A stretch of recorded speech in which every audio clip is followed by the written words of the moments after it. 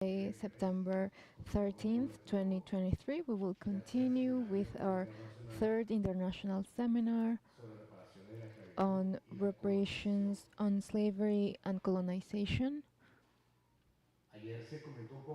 Yesterday, we were discussing the topic of Abya Yala and its colonization. And today, Jorge is over there and he shared an interesting detail.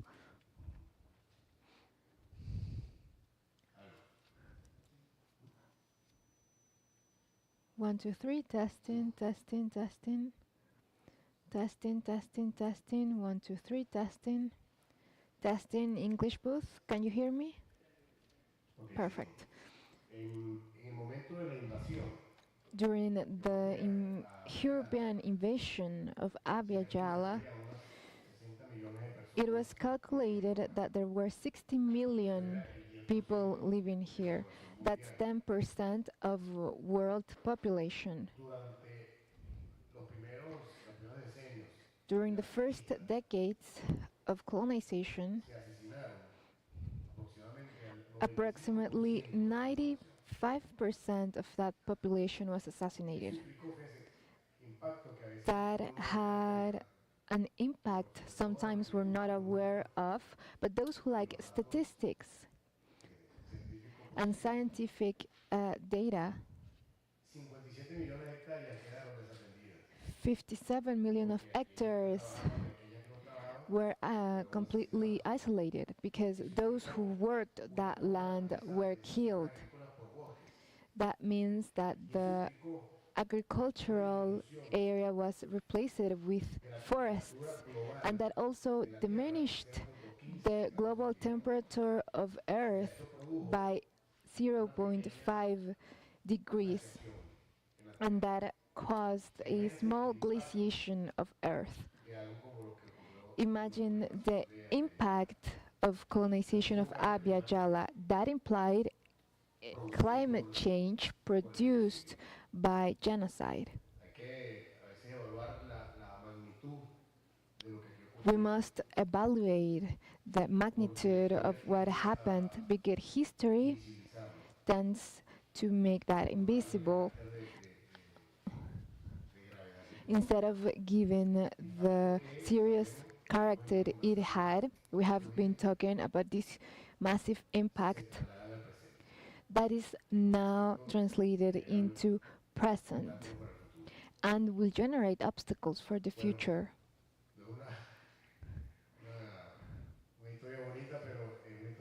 So it is not a pretty study, but it was true. So with that fact, we're going to continue with the seminar. Today we're going to review very interesting topics.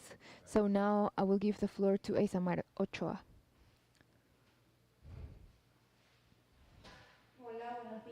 Good morning, welcome ladies and gentlemen to our space and those who are connected via Zoom and on the streaming channel on YouTube. Yesterday we were reviewing some examples of how from other cultures certain types of knowledge were produced that have been vindicated and robbed by the Western world, like mathematics. We also reviewed the instauration of racism as an institution in the early stages of colonization with the process of evangelization, which led to questioning the Aboriginal peoples in our lands. Then he also reviewed the tensions that took place during the shift between religious authority to scientific authority that started during the Enlightenment, the European Enlightenment, and today we will continue deepening all of these areas with Sandew, who we are welcoming today again to these spaces. Remember, please turn off your cell phones to avoid interruptions. And we remind you again that these sessions are being streamed on the YouTube channel of the seminar at Reparaciones Descolonización, and there we will be streaming today's session in English, Spanish, and French. So without any further ado, we will now give the floor to Sandy. Welcome once again. Thank you. I cannot hear the mic.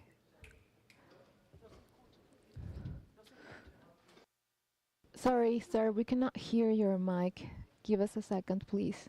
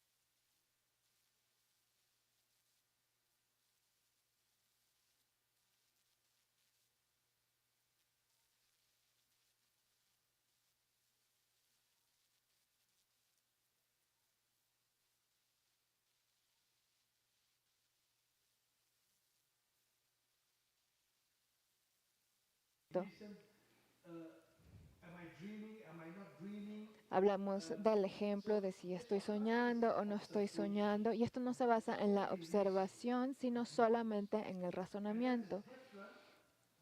Y esto es diferente de la teología cristiana, pues esa se basa en la fe. Uno solo cree en algo.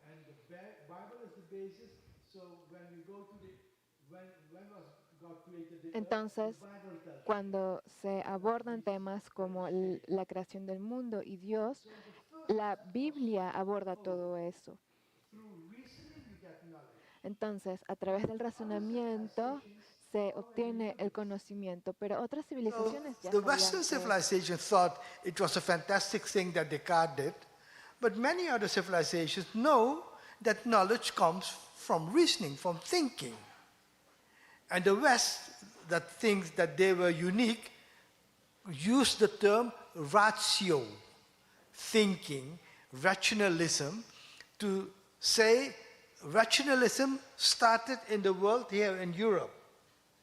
So rationalism is a unique thing in the world, that people were thinking with their reason. That is a racist argument, to say that other people don't think with their head but with their ass. That is racist. and to think that other people didn't have philosophy. So let's go to the next step. The next step in the history of Western philosophy was to say that another source of knowledge is observation. You look and and that is John Locke and David Hume and other empirist philosophers. They were saying, look, if I took this bottle, I turn it down, I see the water falls. And I do it 1, 2, 3, 10 times. Now, from observation, I will tell you that when I do it the 11th time, the water will fall. I haven't done it yet, but that is knowledge I produce. I observe, I see a pattern. So then Locke says, with observation, I see that the water falls, and with reasoning, I see that it falls 10 times. I conclude that knowledge is from observation and reasoning. The Indians already knew this. The Africans already knew this. The Chinese already knew this, that if you do this, yes, that is knowledge. But in Europe, they think they found something fantastic, that observation and reasoning is the source of knowledge. So then comes the next slide, a guy named Kant, Immanuel Kant. His name is big in European philosophy. Because Kant says, look, the 11th time I can say it will fall, but I don't know why. Observation and reasoning is not enough to get knowledge. You need analysis, you need theory. You need to know why the water falls. And in order to find that answer, then the physicists come in and say, oh, this is gravity. Gravity explains this. And then they develop a theory of gravity that says, when you open it and the water falls, yes. But I can predict that there is a situation when I open the bottle, the water falls, but it doesn't go up, it doesn't go down, it goes up. Because if there's a situation where there's no gravity, like in space, it might go up. And if you come up with that, then you have a third source of knowledge, which is theory and analysis. So the Europeans thought they were unique in it, and they love Kant. They say, Kant is great. Kant taught us something we didn't know. But the Indians, the Chinese, the Africans knew this already. They knew it, and that's why they built these great monuments. Because they couldn't build these great monuments if they didn't have theory. You see? And then, next slide, comes another white European man, George Hegel.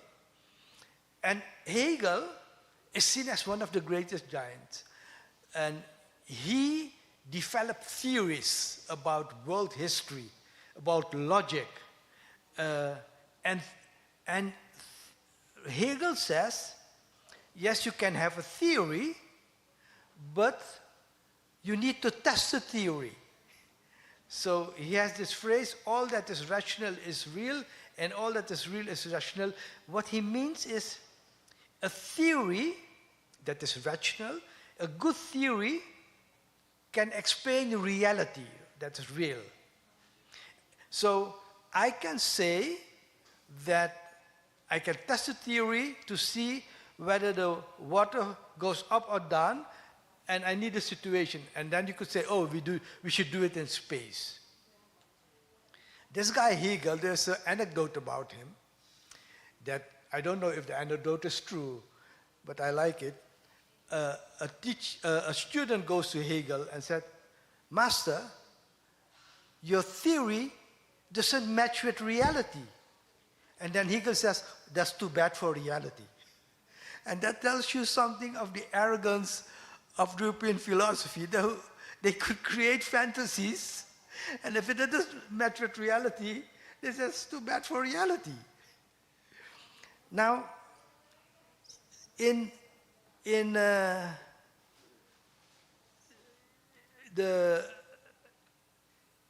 Hegel, Kant, Locke were religious people. They were Christians. So philosophically, they had developed to a stage in which they could say knowledge is not from the Bible, that's faith. Knowledge is through observation, through reasoning, through theory. But that is in conflict with what the theologians are saying. But they didn't dare take the step to go against theology. The guy who did that was a French philosopher and sociologist, Auguste Comte. And Comte now says, no, I'll take on religion. I'll look at what the relationship between theology and knowledge is. And then he developed a model. He says knowledge is developed in 3 stages.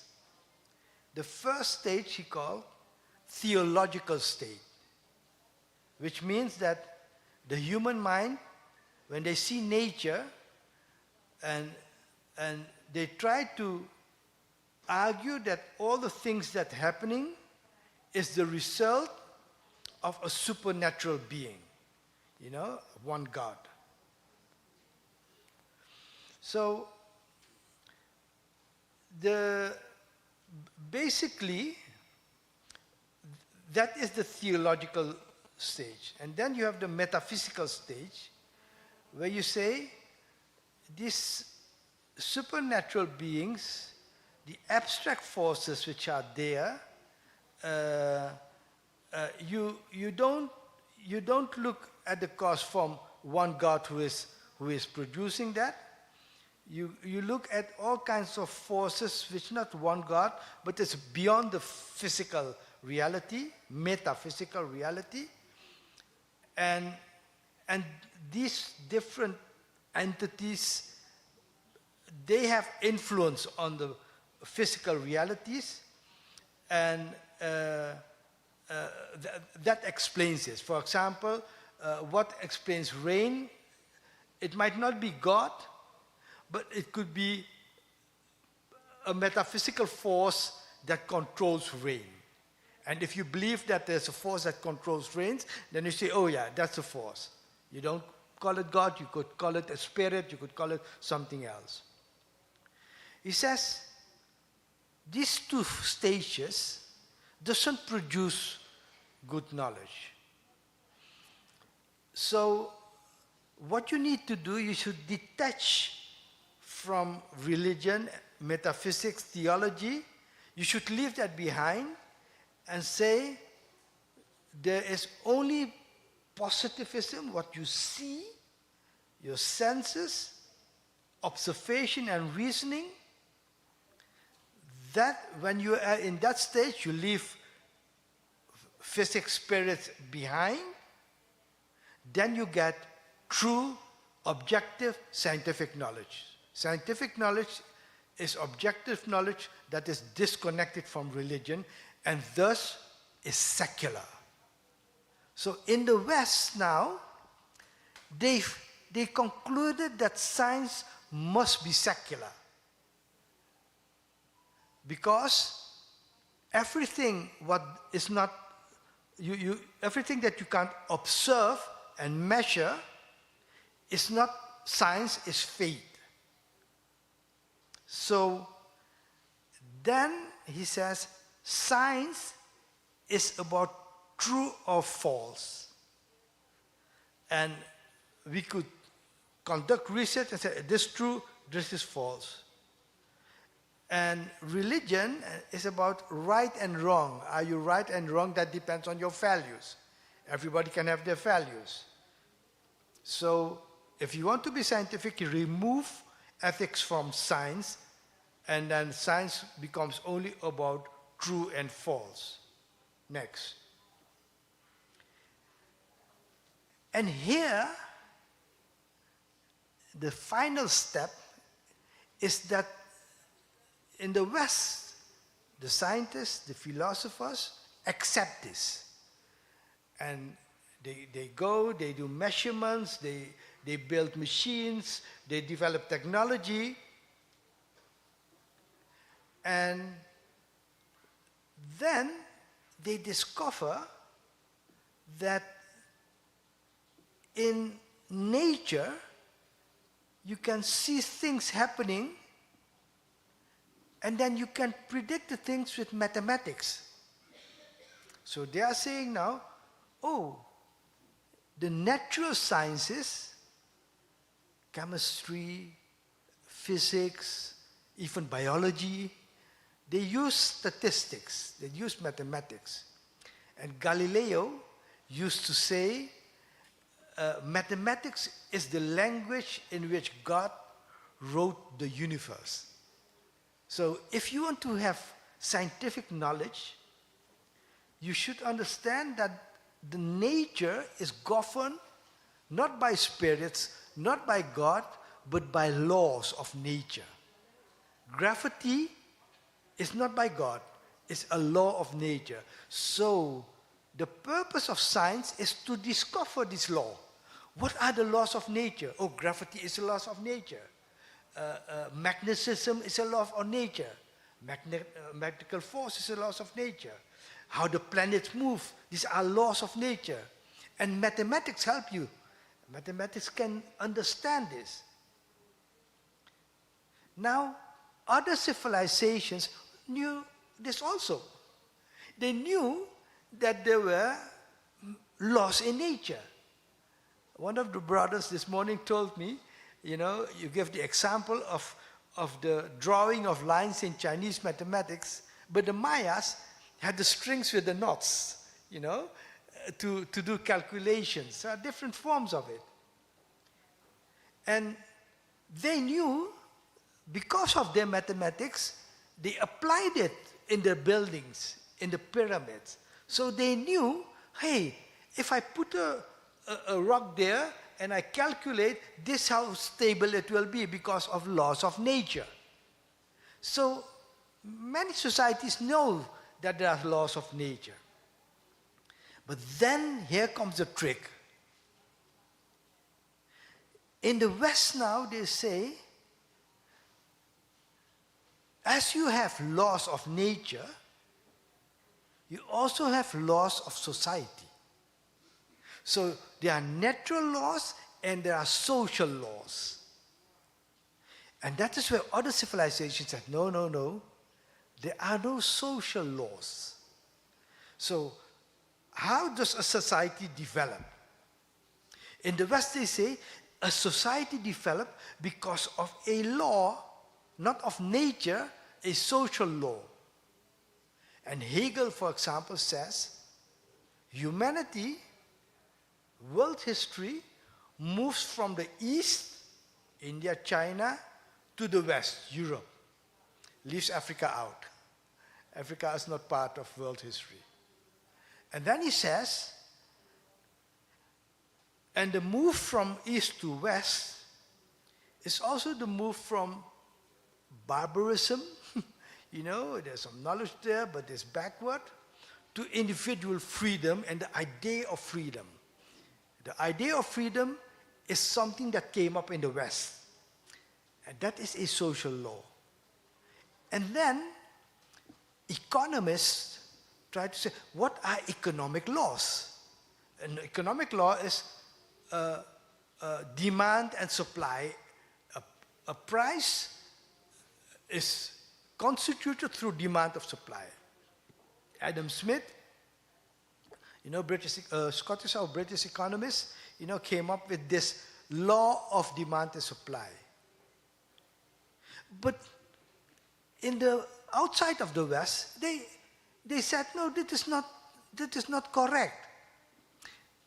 I quote in my book a guy, Muhammad Bakir al-Sadr, from Iraq in the 30s. He wrote a book, Our Economics, against Western economics. And then he studies Karl Marx, Adam Smith, you know, the major economists of the West. And he says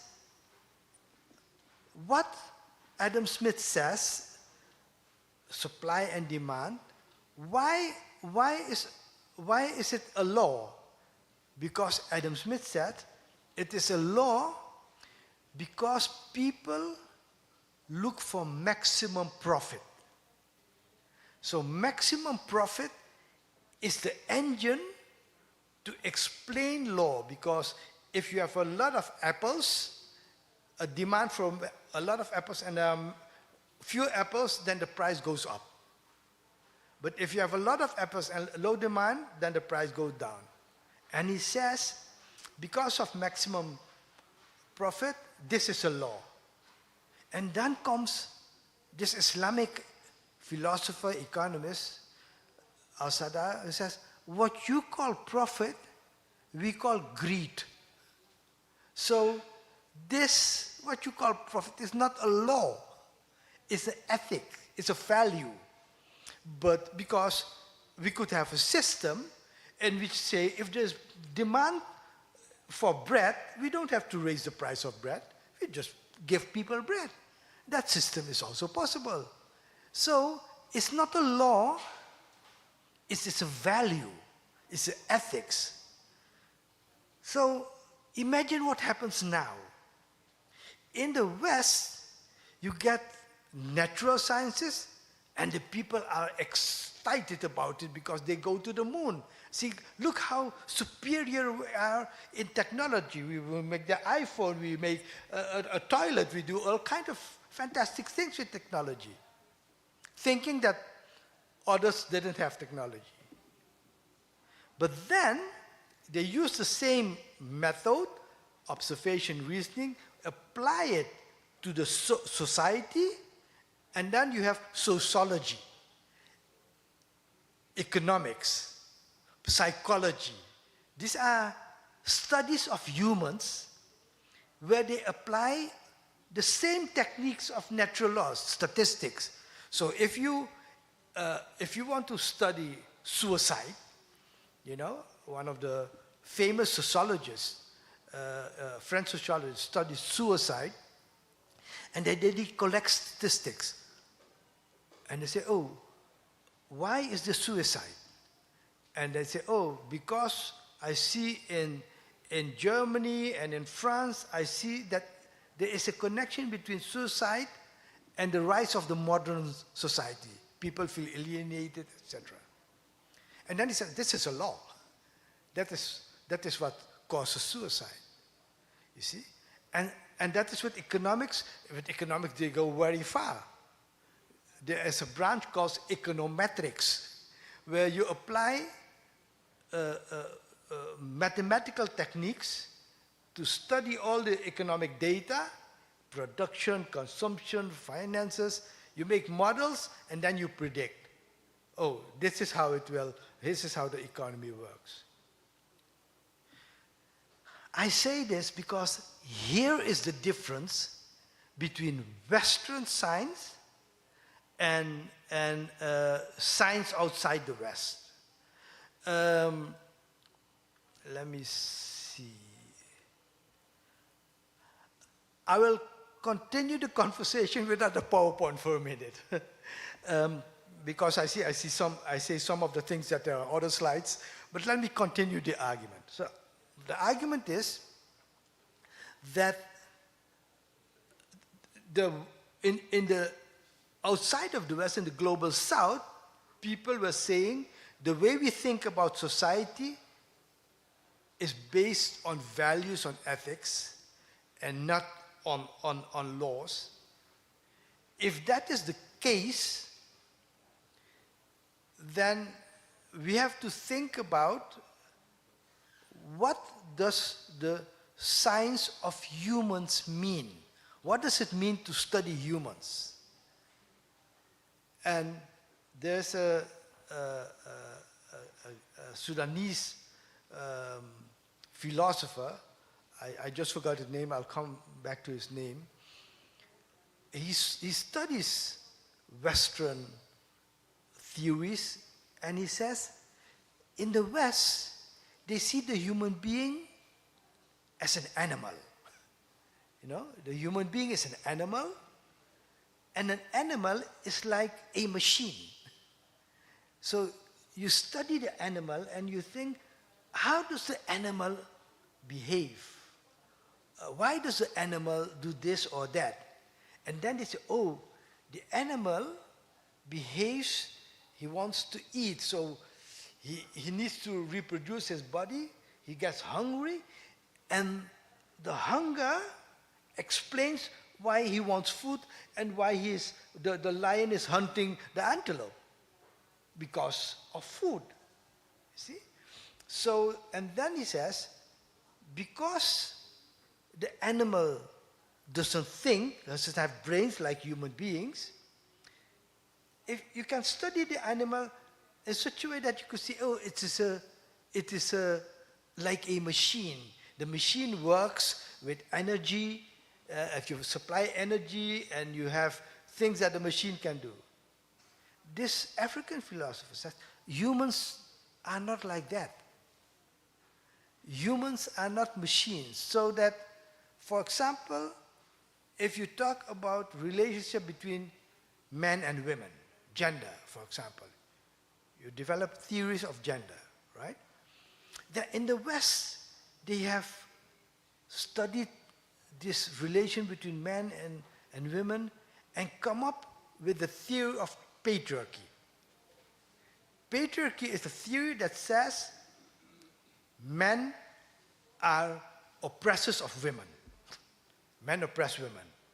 And they go and they study and they say, it's true, look, the man is hitting the woman.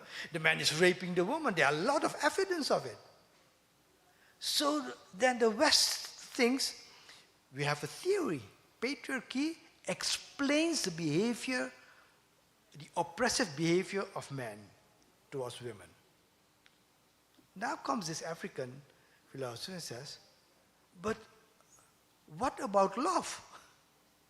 You have also men who love women, they have children, they write songs and poetry, I love you, you love me, we love each other, Where does that fit in the theory? If your theory is only the oppression and not the love, is your theory then correct? Is it a valid theory? Because a theory about gender should explain how the relation between men and women work in all its aspects. You can't say, oh, I understand the oppression, but I don't understand love. You need a theory that understands oppression and understands love. What kind of theory is that? In the West, they didn't have it. That's why the theory of patriarchy is not a universal theory. It's a Eurocentric theory. It's a theory about how they view the relation between men and women through a particular experience. So, if we go to reconstruction, we can say, oh, the natural sciences, we already knew in the Global South the natural laws, so we can agree with a lot of things in the natural sciences. We can even agree with mathematics, although Western mathematics has its problematic sides, it has also its good sides. So we can agree on that. But when it comes to human society, we might have very big differences. Let me take one example of one difference. What is the object of knowledge? When you do research, what are you researching? In Western science, they say, we research only things we can observe.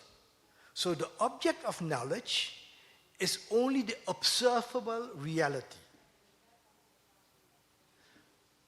That's why spirituality is not our object.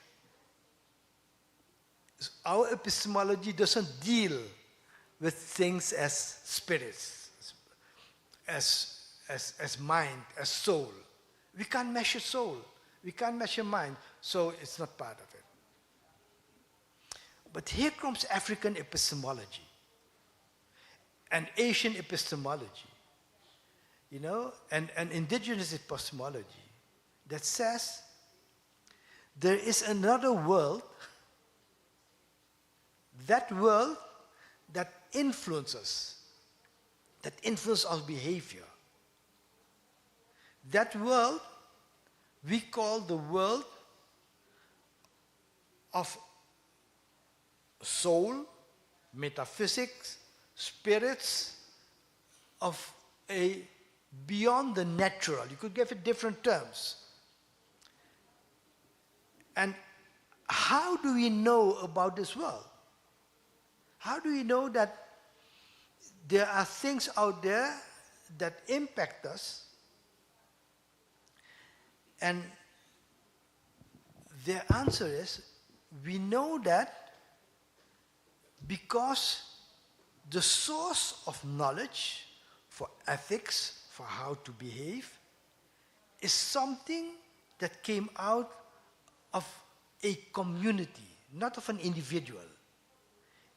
People interact with each other, and in the interaction they say, how do we behave?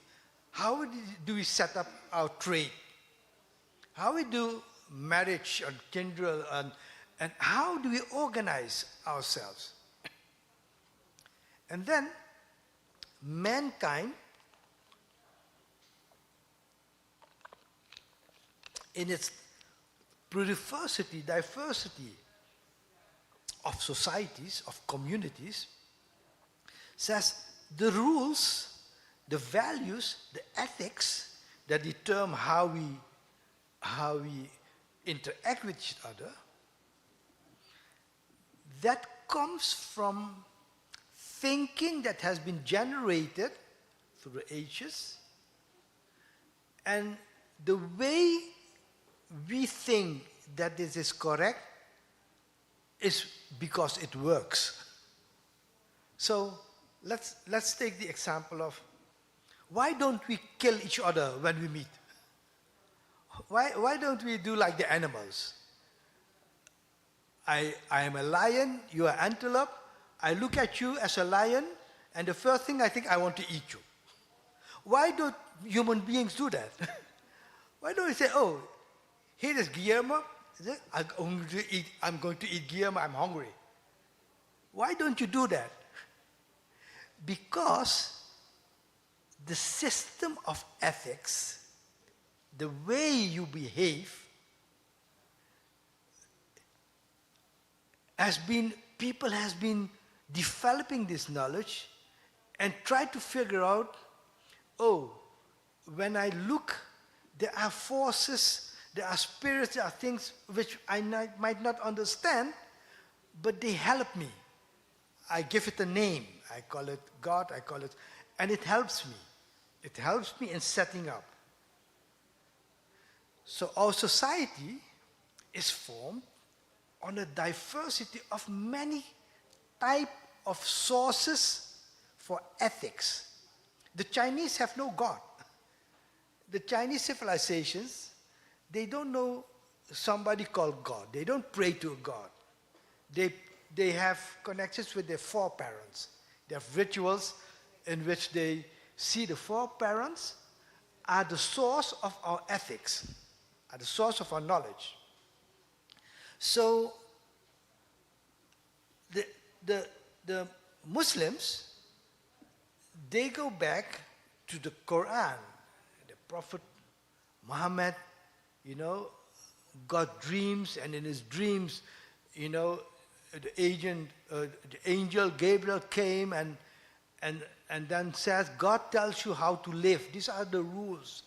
And then he was an analphabet, he couldn't write, so he remembered it, and then later people put it in writing, and then you get the Quran, right?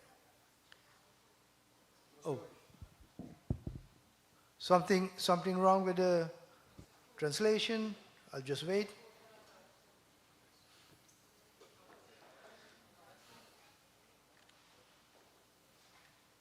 Everything's ready, sir. Okay, all right. So the Hindus have the Vedas, the texts, and the Vedas doesn't only tell you how to live and how to organize, it gives you also rituals. It gives you, when you want to pray for a better life, then you do this ritual. You put a fire, you do this, you do that. All these rituals. When a person dies, these are the rituals when you bury the person, right? So imagine what happens. Western science saying ethics, religion, metaphysics is none of our business.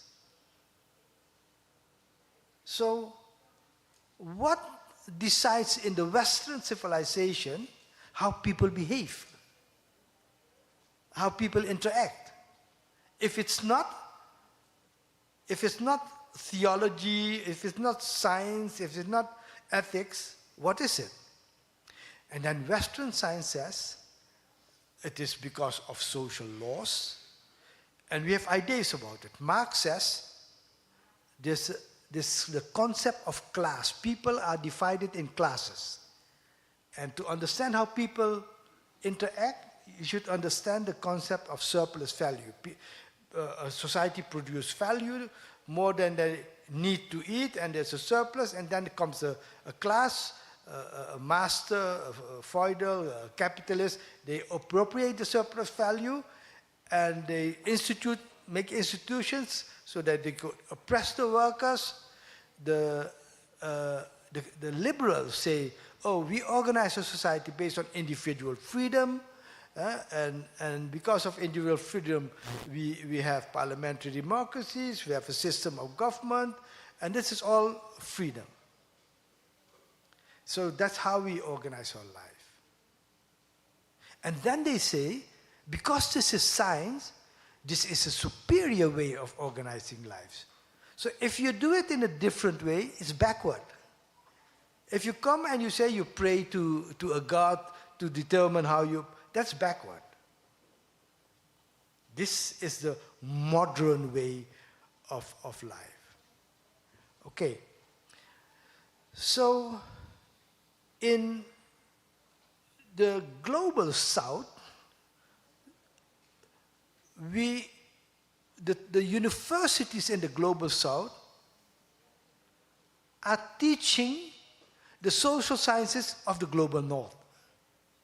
The global south doesn't have its own knowledge base anymore. The university doesn't teach African epistemology, Asian epistemology, Chinese philosophy. They teach it maybe as a subject in philosophy, but not as a way of living. The knowledge is not there. So, if you see and understand that this is the way how in the West knowledge has been organized, then now I can explain to you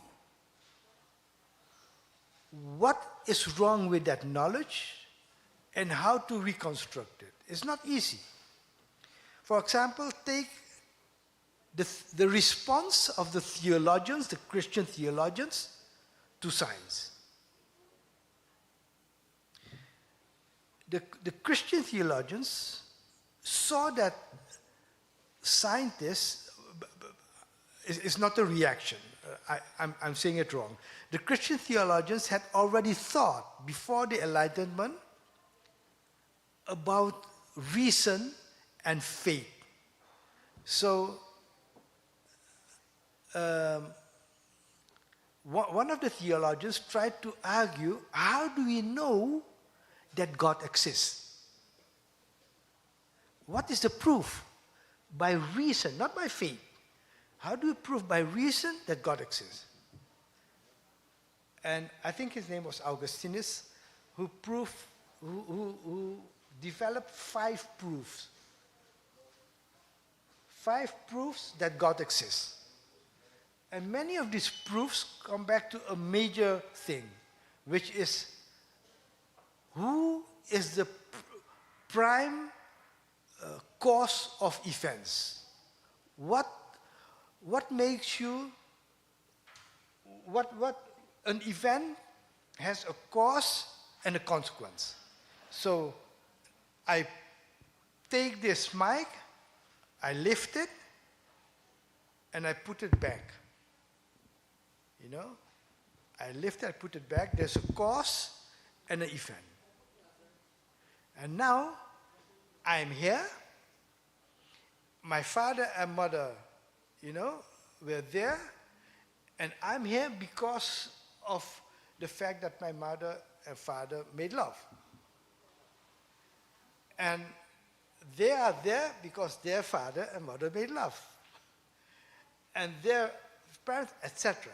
So Augustine said, but if there is a perpetual cause and effect, there must be something that was the first cause. What was the first cause that created everything in the world with all the reactions? And he says, that primary cause is God. Because there must be a cause. You can't say that it's not a primary cause. He had other things. For example, he says, how is it possible that we have a Christian God, the Muslims have a God, the Africans have a God? Everybody believes in God. And he says, if everybody believes in God, then there must be a God. You see? So these are things that Augustine said. Now, I will explain now, if we are talking about reparations and reconstruction, and we understand now what Western science is about, that Western science claims to be universal. So they have seen natural laws. The law of gravity doesn't apply only in Amsterdam and not in New Delhi. No, it applies everywhere. That's a law of gravity. And social laws don't apply only in one village. It's a social law because it applies in every society. The law of demand and supply goes in Amsterdam, but also in Iraq. While Mohammed Bakir Sadr would say, no, it doesn't apply in Iraq because here we organize distribution differently. So, because of this social laws being universal, then comes the next step. So our science, our social science, is universal, and because we have discovered it, and we understand it, and you don't, because you come with your spirits and your gods and all the things to set up your society, I can prove that we are superior scientifically. Because August Comte, there are the three stages: theological, metaphysical, and positive stage. And we are in the positive stage, and you're still in this other stage. We are superior in our knowledge.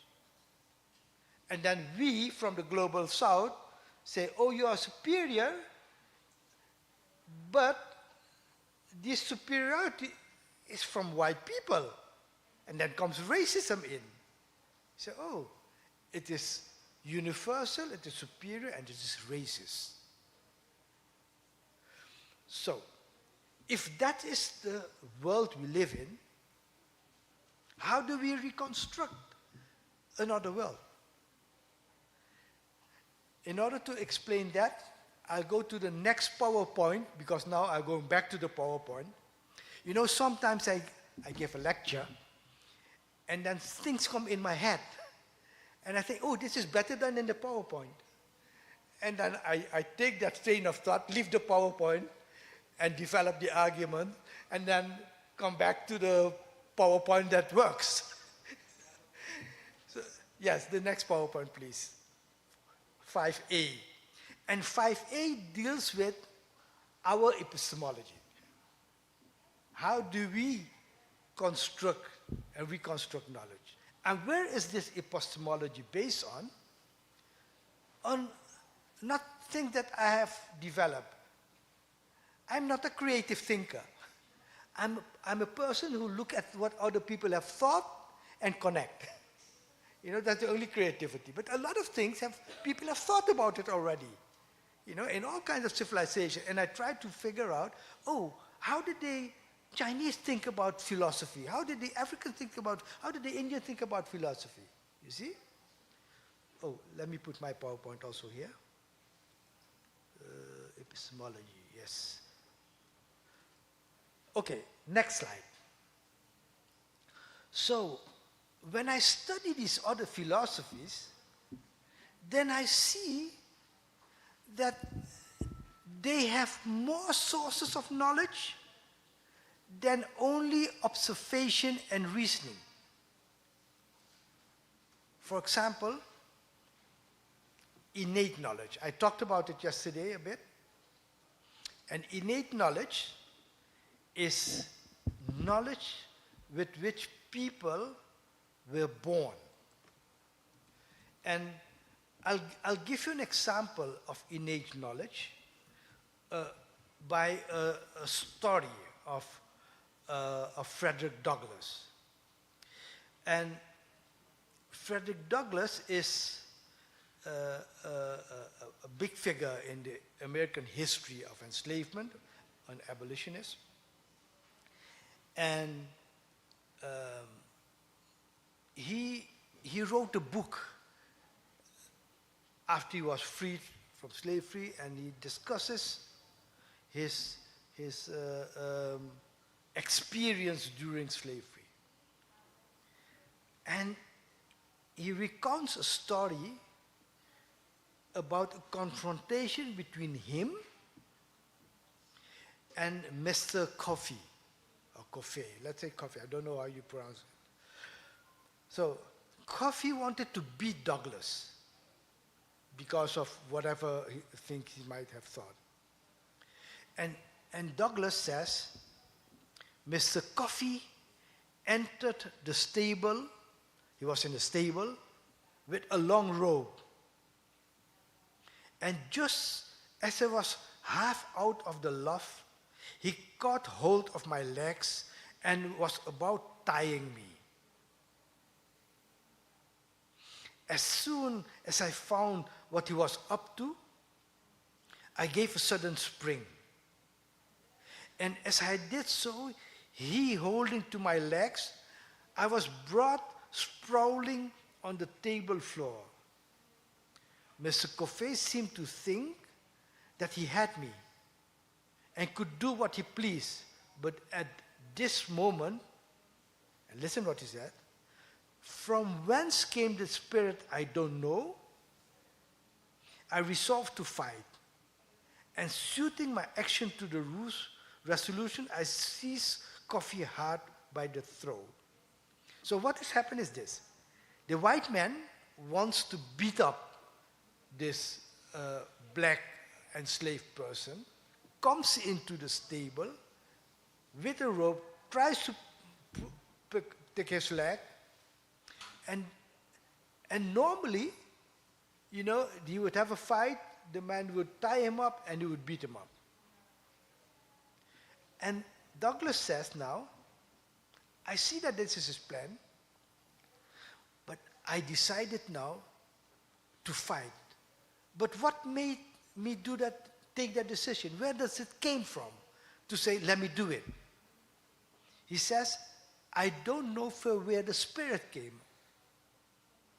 And then he goes on. He says, this battle with Mr. Coffey was the turning point in my career as a slave.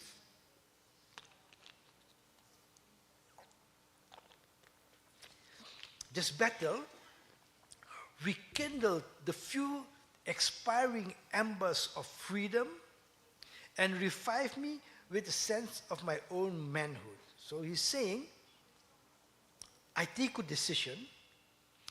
Why? Because there was in me innate knowledge. There was in me these things about freedom. And that made me stand like a man instead of a cow that got beaten. And he says that experience recalled the departed self-confidence. So he's saying, I didn't have self-confidence. It departed, it went away. It went away, but it went away from something in me. And that battle inspired me again with the determination to be free. The gratification afforded by the triumph, so he won the battle. He beat the guy and he won the battle, and the guy went away. The gratification afforded by the triumph was a full compensation for whatever else might follow, even death itself. So he say, I beat the guy, I felt glad that I was able to do that, but I know that there were consequences. Even I could be killed. And he says he only can understand the deep satisfaction which I experienced. One can only understand it who has himself repelled by force the bloody arm of enslavement. So he says this experience of freedom, you can only feel the joy of freedom if you have been enslaved. I felt as I never felt before. It was a glorious resurrection from the tomb of enslavement to the heaven of freedom. My long crushed spirit rose. Cowardice, being a coward, departed. Boldness, bold defiance took its place. And I now resolve, I now decided that however long I might remain a slave in form, the day had passed forever when I could be a slave in fact. So he says, I am already a free man because I think in freedom, and my innate freedom, what I have in it, has now been freed. And even formally, legally, I am a slave. As a human being, I'm free. And he says, I didn't hesitate to let it be known of me that the white man who expected to succeed in whipping me must also succeed in killing me. So he says, now I have tasted freedom, I'm prepared to die to get it again. This concept of freedom of liberty, freedom or liberty, we know it. Patria o muerta. Freedom or liberty, it's a common thing, but what is the knowledge base of it? You know what the West says? We know about the freedom because of the French Revolution. There is where the concept of freedom was articulated and formulated. But here is the difference with the global South. In our epistemology, freedom is innate. You are born with it. So if you are not free, then it is something unnatural, because nature gave you freedom, and if not the case, then there's something wrong, not with you, but with the society. And in order to realize this innate knowledge, you need to have a technique, which is what I call the technique of self-realization, the technique of awakening your consciousness. Douglas uses this. My self-confidence arose. My consciousness awoke. And that awakening is the awakening of the realization that freedom is a natural thing for a human being. Now, the effect of it is that if you realize it, then you will be in a confrontation with those who try to deny your freedom. It's inevitable. So you realize that the idea of freedom comes with the idea of struggle for freedom. And sometimes, violence in liberation becomes a tool of liberation. Frantz Fanon, when he analyzed and discussed the role of violence in the Algerian liberation struggle, he writes, the violence which has ruled over the ordering of the colonial world, which has ceaselessly drummed the rhythm of the destruction of native social forms and broken up without reserve the system of reference of the economy, the customs of dress and external life, that same violence will be claimed and taken over by the native at the moment when, deciding, to embody history in his own person, he searched into the forbidden quarters, and then he says, at the level of the individual, violence is a cleansing force. It frees the native from his inferiority complex and from his despair and inaction. It makes him fearless and restores his self-respect. So he says now, if your freedom have been crushed by violence, by freeing yourself through violence, violence becomes a way of mental liberation. So you see that the second point in the slide, innate knowledge, is knowledge that has been born as a source. So we might think, I gave you this example of Frederick Douglass, of freedom as innate knowledge, that you can ask yourself, what are other examples of innate knowledge? Where do we see it? And in African epistemology, African philosophers, one of them says, you know where you see innate knowledge? In the concept of instinct. When you do something instinctively, that the reason you do it instinctively, by instinct, is because of the instinct is a natural thing. For example, and this is an example of a Chinese philosophers. I give these examples in the book. This Chinese philosophers was saying, if a mother sees a child to jump, in a big well, the mother instinctively goes and takes the child. So the mother didn't do it on observation and reasoning. She didn't say, I sense danger. I sense it, I feel it, and I react to it. That's an example of innate knowledge, where instinct tells you how to behave. But it's not animal instinct where an animal instinctively says, oh, I'm hungry, I need to do this. Or if there's danger, I need to do that. And then I go to the other source of knowledge, which is not there in the West. Because you can't measure innate knowledge, it's not part of Western epistemology. Common sense, Western epistemology thinks common sense, everybody can say, this is common sense. There's no rule for it. So common sense doesn't produce valid knowledge. What for you is common sense is for me not common sense. You might think it is common sense, to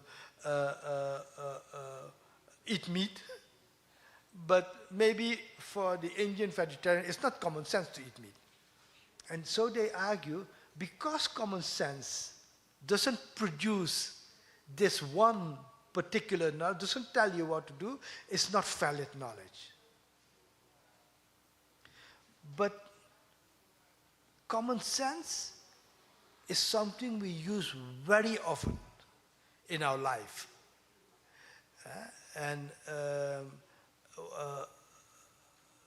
You will see it, for example, in what I mentioned yesterday, that common sense can make the distinction between the elephant and the snake. And say, I won't mistake an elephant for a snake, but I might mistake an elephant for a rope.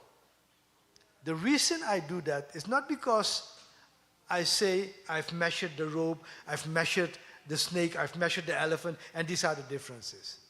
No, not because just by seeing it, oh, no, this elephant is not a snake. While I can have the doubt. So common sense is a valid source of knowledge. For example, we use it when we see that Bush invades Iraq, right? And we can say with common sense, oh, from the global south, we say this is wrong. You are punishing person, you are putting out a verdict. With common sense, we feel this is not good. So for us, common sense is a valid knowledge. Then the other source of knowledge, that is social interaction. Now, social interaction is a source of knowledge that I gave yesterday an example of it, that you only know something because you interact with people. And this question was of Descartes' dream, where I said Descartes doesn't know when he's dreaming because he's thinking as an individual.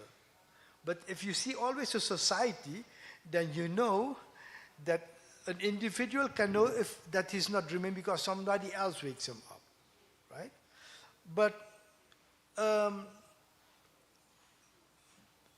you gain knowledge. For example, let's say we want to discuss how do we solve this problem of, let's say, economic boycott of Venezuela, right? You could say we solve this problem by an individual expert who's telling us, oh, this and this is what we should do. But social interaction says we solve these problems through interaction with other forces that could help us. So the knowledge we get is Maduro goes to China and talks to the Chinese and says, can you help us with, evading the boycott somehow? That solution comes from interaction. It doesn't come from thinking only. Then, the other source of knowledge is something that is abstract for the West, which is creativity, imagination. You can't measure it. So, because you can't measure it, they say, it doesn't work. It's not good. And I find an interesting example of imagination from Western philosophy, from Galileo. Galileo solved a problem that Aristotle had posed. He said, if I have two objects, a light one and a heavy one, and I put them on the same height, and I lose them, which will reach the surface first? And Aristotle says, common sense, tells me it will be the heavy one, because the heavy one will fall smaller. Common sense tells us that. Now we know that's not true.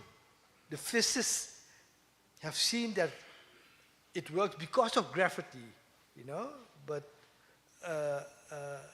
if you do the experiment without all the forces that acts on the object, they will fall together. Now Galileo came to this conclusion, and he writes about it, and he writes, I came to this conclusion without observation and reasoning. And you know how he did it? He was a genius, this Galileo.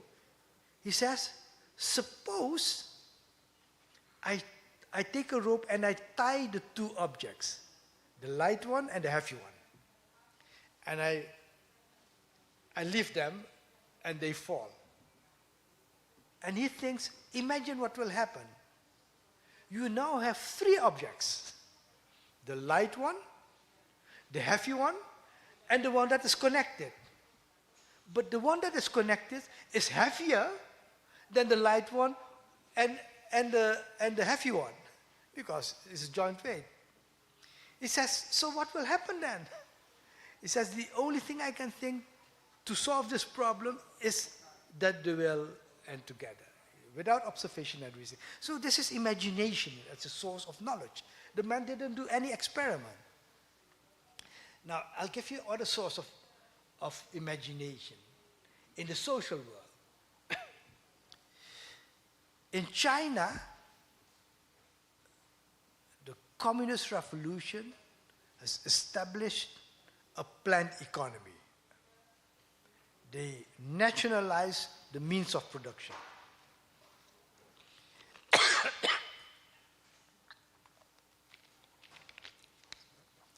And then they tried to lift people out of poverty.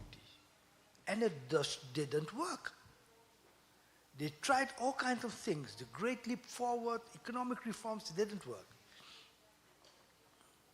And then comes a guy, Deng Xiaoping. And Deng Xiaoping says, and imagine, Deng Xiaoping is a communist, a Marxist, a Leninist. He was trained into the idea of a planned economy, nationalizing means of production. He says, if we want to lift people out of poverty, we should use private entrepreneurs with their creativity and the hunger for profit. Imagine, he's a Marxist. To say that in a Marxist circle is heresy. How can you say that? And then he says this because he studies how economics works in other things. And then he imagined, I can set a economy, a market economy under socialist leadership. Nobody had thought about it. Nobody thought that this could be possible. You know, under a communist leadership, a communist party, you develop capitalism. It's not part of Marxism, but it's imagination, you know. And so these are sources of knowledge which we use to reconstruct a new science, a decolonial science. And how we are going to do that, I'll talk after the break. Thank you. So, we have a 10, 15 minutes.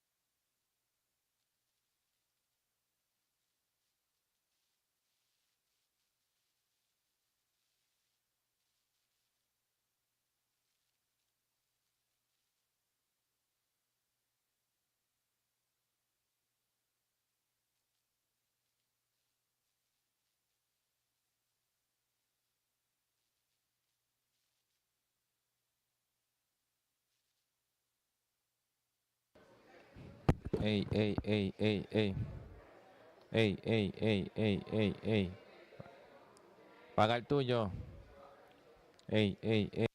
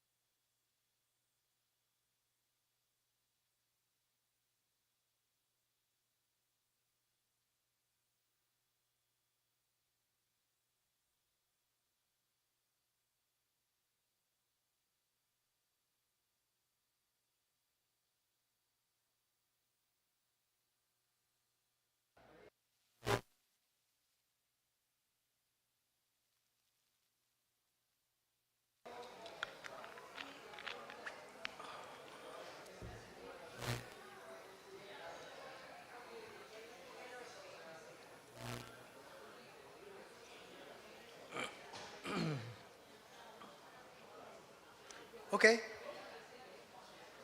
Yes, we'll go to the next slide.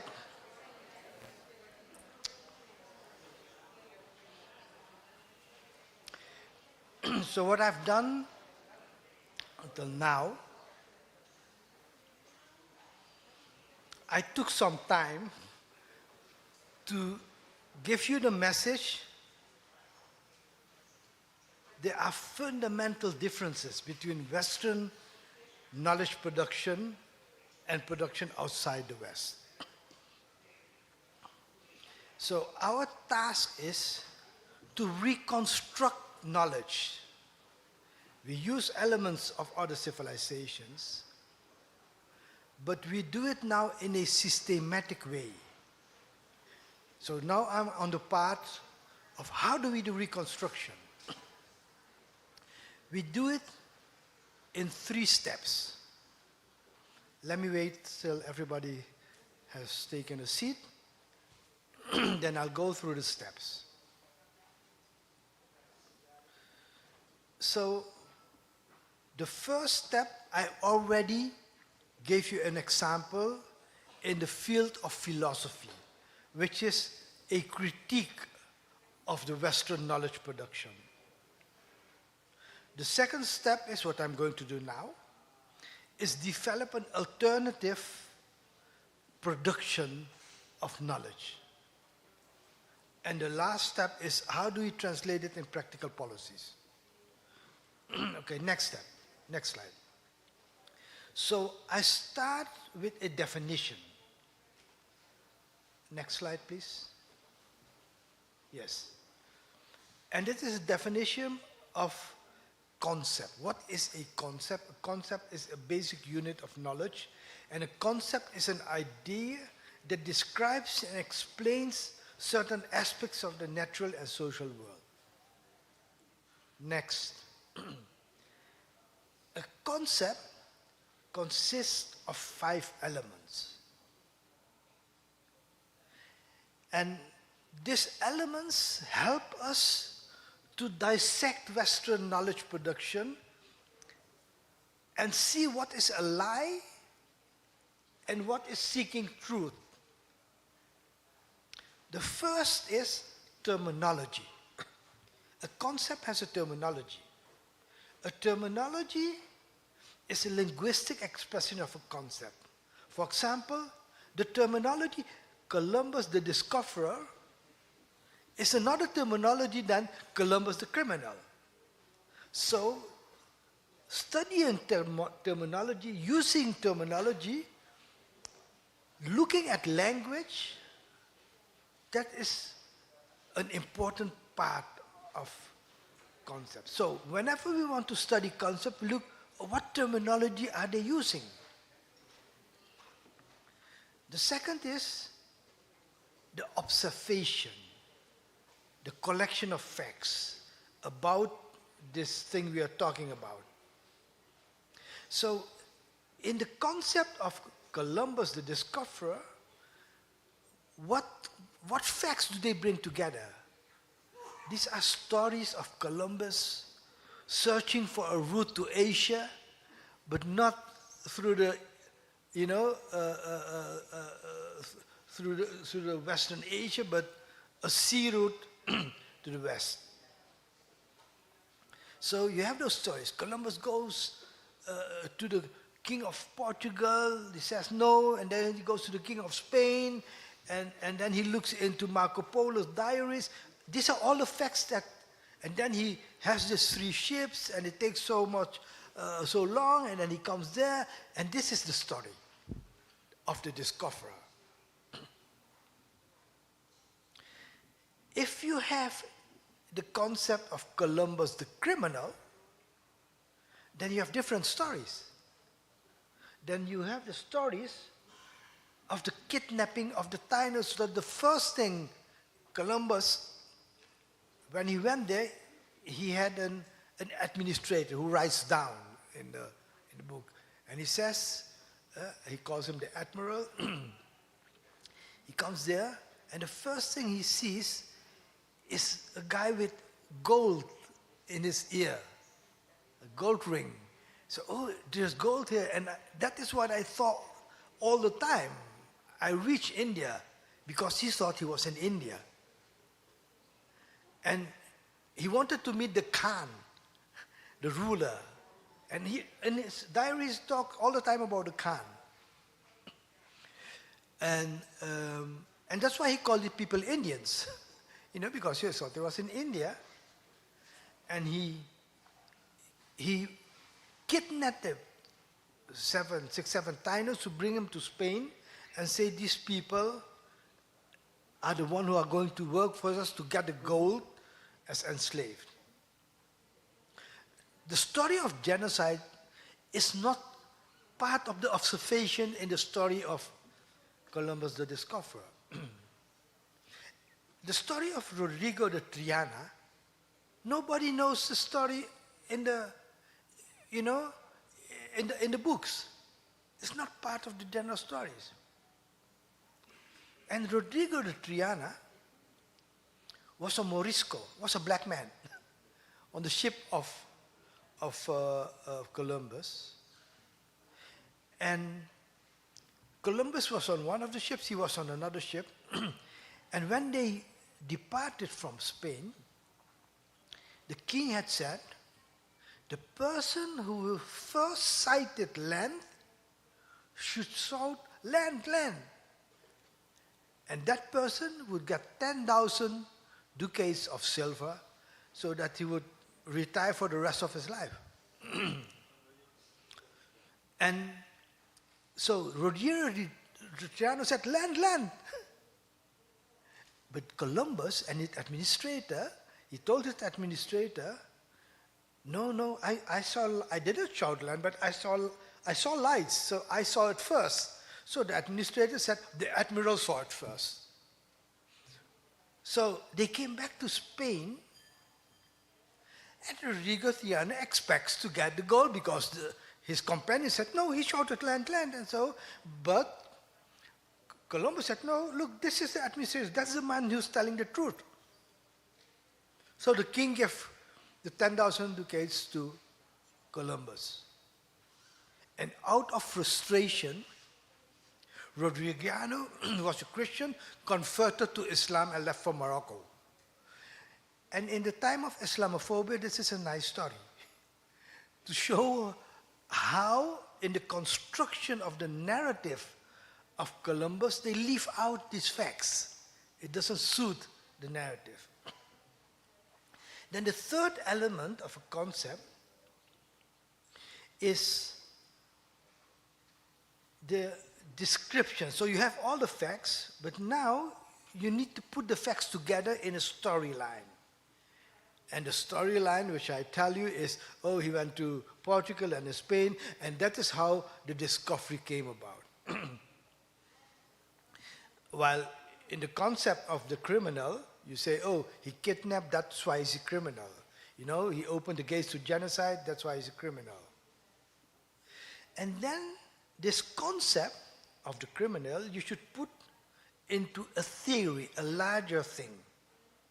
And with the concept of Columbus the Discoverer, the theory is Columbus the Discoverer was the start of the age of modernity. And modernity means progress, science, discovery, economic development, welfare for Europe.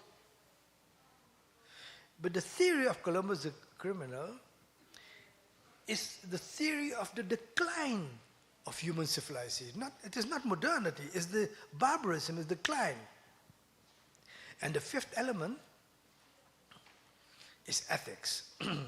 Knowledge in the DTM, decolonizing the mind epistemology, that takes from the epistemology from Africa, India, Asia, all the others, so global south. In that epistemology, knowledge is not only about true or false, but also about good and bad. So there are 600 statues of Columbus. So if you think Columbus is a discovery, then you hail the statues. You say, fine, good that they are there. But if you think Columbus is a criminal, you bring down the statues. You see, they're practical things. So with these 5 elements of a new epistemology, we can look whether people are telling the truth or creating lies. So that's how we look now at academia. So if tomorrow a professor comes to you and says, I'm a professor, I create knowledge, then you know that there are two types of professor. The one seeks truth, the other creates lies. So if the professor comes, I'm a professor from Harvard or Berkeley or whatever, or London, then you ask the professor, which one are you? I know that there are two. Which one are you? Are you the one seeking truth, or are you the one that creating lies? And if he says, and then you say, I test you, and I ask you the question, is Columbus a criminal or a discoverer? And the moment he says that is complex and nuanced, then you know he's the liar. So you use this test to test the professors. So don't let the professor come to you and say, I'm a professor, I'm great. You always say, which one are you? There are two. Which one are you? And then whether it's Columbus or whether you test them. You see? Now, let's move to the next slide. The next slide, let me see. Next one. Next one. Okay. No, next one. Let me see. No, the previous one, sorry. The 3 methods of studying mental slavery. Now, you now see how we can understand mental slavery. Mental slavery through knowledge production comes from this concept, how you manipulate terminology, selection of facts, analysis, theory, ethics. How do you manipulate this? So, we know that there is mental slavery because of our epistemology. In Western epistemology, there is no lie. Everybody is looking for the truth. So Western epistemology cannot help you in understanding mental slavery. But now with our epistemology, we can.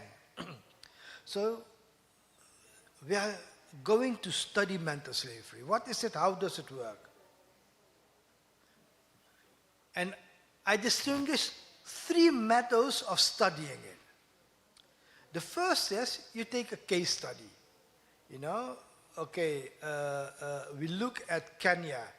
Ngugi wa Thiong'o, for example, wrote a book, Decolonizing Mind, and look how in Kenya during colonialism, the school system was set up in such a way that people were forbidden to speak their home language and use English.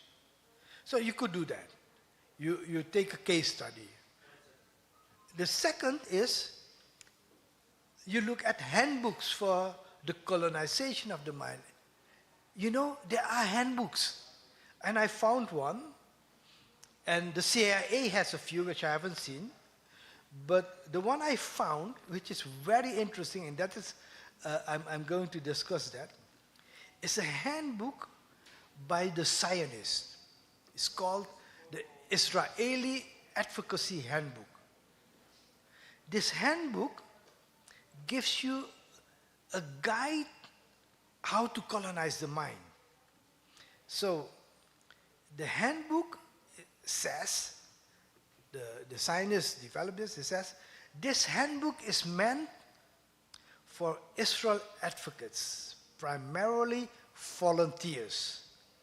And advocacy is best done by devoted amateurs who are convinced that their cause is right. So he means this advocacy is for really dedicated Zionists. He says an ideal or an ideology cannot be sold with gimmicks as it was hand cream or breakfast cereal. If you don't believe in the ideals, you will not be able to convince anyone else. So if you are not a dedicated Zionist, you do believe in Zionism, you can't do it. So this advocacy handbook is for them. And then they give you the tools. they say, the main technique we have used in the past is the Holocaust. In the past we said the Holocaust is an emotional tool and a rationale for justifying the need of a Jewish state. And that's why we should support the Jewish state. Since 1948 we are doing this, and then they analyze the history of Israel, and then they said, ooh, it doesn't work anymore. Using the Holocaust doesn't work anymore. Because the majority of the people are now against us. And they have surveys, they say the support for Israel in Europe and the United States has declined. So he says, you shouldn't use the Holocaust. You should say Israel and Zionism is not about Jews only. It's about freedom, social progress, democracy, and other ideals that appeal to large groups in the Western world. And our message has to be couched in these terms. So, see, this is a handbook of colonizing the mind. And they say the one who is going to colonize the mind are dedicated activists, believe in Zionism. And the strategy is we now promote Israel as a bastion for freedom, democracy, etc., and not use the Holocaust.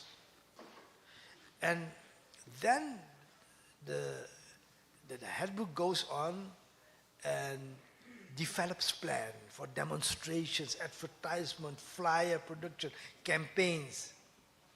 And they say colonization is war. They say you have to, they say this war is conducting using all the strategies and principles that are set forward in this book of strategy, in the book of strategy by this Chinese general Sun Tzu. It says, the most important thing is form alliances, maintain unity and disciplines, concentrate your forces, defy the enemy, when at all possible, choose the battleground and the time to be proactive. Attack the enemy where it is weakest. Be on the lookout for opportunities and exploit them. Follow up and reinforce success. Don't defend hopeless positions. When you are strong, act weak. When you are weak, act strong. So this handbook is a training guide. So now, if you are doing something on Israel, and suddenly you see people attacking you, don't think it is spontaneous. It is organized. It is done by people who have been trained with this handbook advocacy.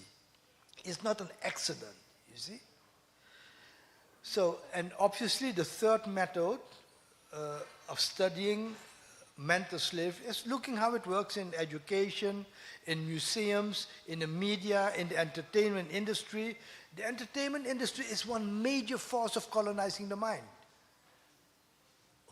Whenever there's a movie, you can always see who the good and bad guy is. You know, the Russians are the bad guy, the Chinese are the bad guy, the Muslims are the bad guy. You don't see in the West films, obviously there are films that criticize, you know, the bad government and corrupt leaders, but there's always this white man, a woman, who's fighting, you know, them, but then knowing that, you know, there are other bigger enemies, the Muslims and so forth. Film industry is a major force, and art also. Okay, do the next slide. Okay, so what I've done in the book, I've made a list of mechanisms to colonize the mind. Obviously, epistemology is one, divide and rule, using double standards and hypocrisy. I won't go into all these 34. What I'll do, I'll, I'll focus a few. I'll take a few of them and go in depth in the few to see how it works. And in order to do that, we need to go to the next presentation, which is the theory of racism, number 7. So then I will show you how mental slavery was embedded in European philosophy and how racism was changed. Number 7, PowerPoint number 7. And so what we now do, we look at the history of Western science and then focus on how these people constructed racism. How did they do that? Now, I already talked about Las Casas, where superiority, inferiority was argued from theology, you see? And now I will show how superiority, inferiority is argued from philosophy, by philosophers. So let me see if we can get the slide.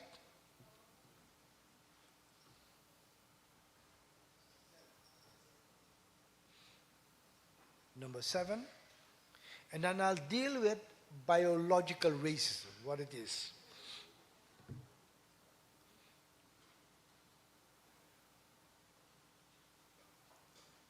So while they're taking up the slide, let me start with it. So biological racism, if you look at racism, the definition of racism, racism is a global system of economic, social, political, and cultural institutions that organize human beings on the basis of superiority, inferiority. That's racism. It's institution. It's not about feeling, not about prejudice. And in the Las Casas debates and so, the inferiority was argued if you're not a Christian, you know, basically you are inferior. Christian theology argued that the indigenous people were inferior because they didn't adhere to Christianity. Biological racism is argued from philosophy and the natural sciences. And they began thinking about how humanity was divided biologically on the basis of biological traits into superior and inferior people. I don't see the slide, but then, you know, I'll just continue while they try to figure out number 7. Now, we already saw with epistemology this philosopher, John Locke, philosopher of the Enlightenment. And he says, he defended slavery in the United States and saying that, you know, every free man, every white man should have the absolute power and authority over his Negro slave. So he says, by nature, we need to rule the enslaved. You have the power to do that. And then you have Charles de Montesquieu. He's the founder of political theory in the West. And he came up with the concept of separation of powers. Legislative branch, judiciary branch, executive branch. So in the legal system, Montesquieu, and political theory, Montesquieu is a big guy. And Montesquieu writes about Africans. Those concerned are black from head to toe. And they have such flat noses that it is almost impossible to feel sorry for them. One cannot get in one's mind that God, who is a very wise being, should have put a soul above all a good soul in a body that was entirely black. A proof that Negroes don't have common sense is that they make more of a glass necklace than of 1 ounce of gold, which is of such great consequences among nations with civilization. It is impossible for us to assume that these people are men, because if we assume that they are men, one would begin to believe that we ourselves are not Christians. So this is Montesquieu, yeah? Explaining racism. Then you have Voltaire. Voltaire in France, Voltaire is a big literator, is a big writer, you know, great writer, founder of the French Enlightenment. So Voltaire says about Africans, their round eyes, their flattened nose, their lips which are always larger, their differently shaped ears, the wool of their head, that very measure of their intelligence plays prodigious differences between them and the other species of man. And they are not men except in their stature, with the faculty of speech and thought at a degree that is far distant to ours. Such are the ones that I have seen and examined. And no one could say that if the intelligence is not of another species than ours, then it is greatly inferior. They are not capable of paying much attention. They mingle very little, and then they appear to be made either for the advantages or the abuses of our philosophy. So this is racism where Hitler would be jealous of. You know, Hitler doesn't even talk that about Jews as they did, as Voltaire has done. Now, take David Hume. David Hume is with Locke, one of the major philosophers of the Scottish Enlightenment. And he writes, I am apt to suspect the Negroes and in general all the other species of man, for there are 4 or different kinds, to be natural inferior to the whites. There was scarcely ever a civilized nation of any other complexion than white, nor even any individual eminent person either in action or speculation. No indigenous manufacturers among them, no arts, no science. So Hume is saying this. Voltaire is saying this. Kant is saying this. If you see Kant, the next slide, the Negroes of Africa have by nature no feeling that rises above the ridiculous. And Kant goes on. And if you take Hegel, the next, Negro, as already observed, exhibits the natural man in his completely wild and untamed state. This is Hegel. So you see the Enlightenment, which I talked about, was racist in its core, in how they view human being as biologically inferior. Next slide, and you'll see that the biologists are taking measurements of skulls and conclude, that the skulls of the white people are better. Another biologist, Carl Linnaeus, makes a classification of human races, and the red one, are stubborn, painting themselves with red lines. The Europeans with long hair, they are inventive, they are gentle, governed by laws.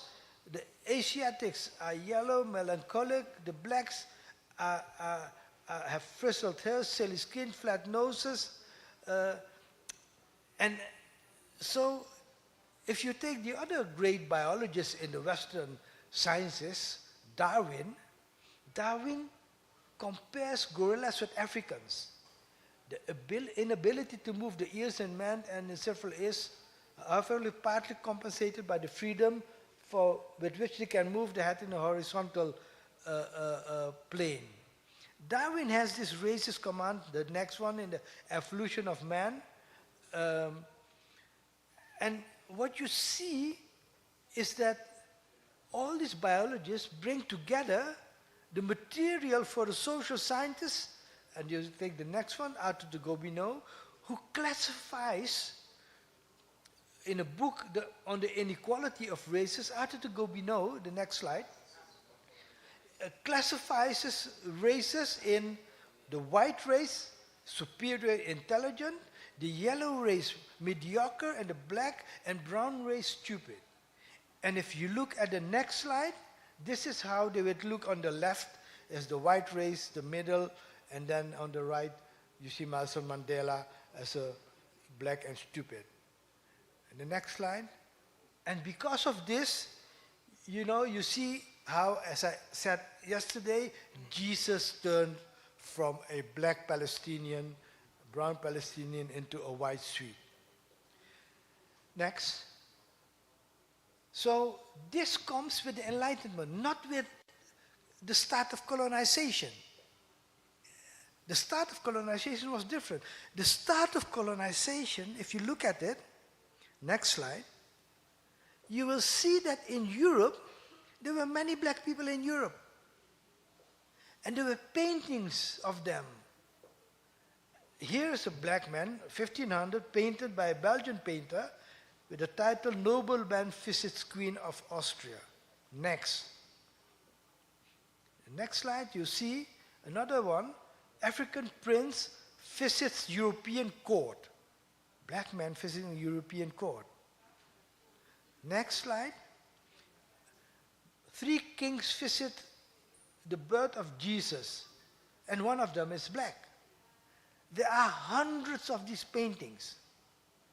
And what it tells you, that before the rise of the Enlightenment, before the rise of the transatlantic slavery, in Europe, blacks were treated as normal human beings and even as noble persons. So, racism, slavery didn't come out of racism came out of slavery. That is what Eric Williams argues. So, after the abolition of slavery, and with the rise of the social sciences, economic theory, social theory, sociological theory, political theory, you get another form of racism next, which is cultural racism. Because now, philosophers and natural scientists were added with the social sciences. Next slide. And the social sciences argued all human beings may be equal biologically, but not all cultures are equal. Everything develops from a lower and simple phase to a higher and a more complex phase. And Western society is the higher and most complex phase of human civilization and culture. That is the theory, and it was put there by different schools. For example, social Darwinism. Herbert Spencer, articulated it. Thomas Malthus articulated it, that the strong should see the wealth and power increase, while the weak should see the wealth and power decrease, which is the survival of the fittest. You see it, the next slide, in Auguste Comte, which I explained that, where he says, the West has reached the stage of positivism and therefore has the most developed culture. Next, you see it in Max Weber. I tell you this name because these are the big names in European social sciences, you see? Weber says Europe has the best religion, and that explains the welfare of Europe, not the crimes of colonialism. And then next, even Karl Marx and Engels argues that there are different societal forms, and capitalist form is the most modern society based on private ownership and the means of production. And the next, and what you see, these people formulate progress in terms of technology, economic and scientific development, not in terms of civilization and morality. Next. Because if you do that, you could see that Nazism was a society that was advanced in technology and economics but backward in morality and culture. That is what we can say. But the West cannot explain Nazism because Nazism doesn't fit in the theory of modernity. So what you see now with what I'm saying, that racism was embedded in science, was embedded in Western science. And Western science used these mechanisms for explaining how to look at society in a universal way, so-called not in a racist way. And then they reconstruct history and in such a way that your mind accepts superiority of the West. Now, I will go into two examples of how they do that. One is with the Greek civilization, and the other is the history of Hitler and Nazism. And I'll show how they construe the narratives in such a way that it is totally an example of colonizing the mind. So, I suggest that we go to number 8, the cradle of Western civilization. Now, in every textbook in the West, the ancient Greek are seen as the founders of Western civilization. So whenever they talk about the cradle of Western civilization, they refer to the Greek. And one author, Mary Lefkowitz, sees that Pan-Africanists produce books and where they claim that the cradle of Western civilization was Africa and not Greece. And she says, although I had been completely unaware of it, there is in existence a whole literature that denied that the ancient Greeks were inventors of democracy, philosophy, and science. There were books in circulation that claimed that Socrates and Cleopatra were of African descent and that Greek philosophy had actually been stolen from Egypt. Not only were these books being read and widely distributed, some of these ideas are being taught in school and even in universities. So she sees this and says, oh my God, you know, how horrible. And here, you see, I'll give you this example. In Holland, at the University of Amsterdam, there was an African student, Amalie Aponsa, who was in the class of Greek civilization, Greek culture, and she says, and all these people, the professors, their name was Gerard Botha and Jana Fempa, these professors were telling about how the Greek civilization was so great and wide. And she says, hey, but I've read this Afrocentric literature and I see that there's another story. And these people say, yes, but that is not scientific. These are nonsense. You know, the people don't know Greek. We know Greek. You know, we know the Greek language and culture. And she's a bold woman. So she came to me and another guy and says, look, they're teaching us this in Amsterdam. And I want to have ammunition and you know, go into the battle with them. And then I said, you know, why don't we invite them for a public debate on Eurocentrism and Afrocentrism? And the debate took place.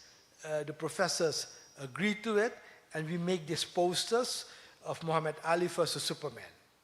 And this debate took place, and this is the argument that we use. Next slide.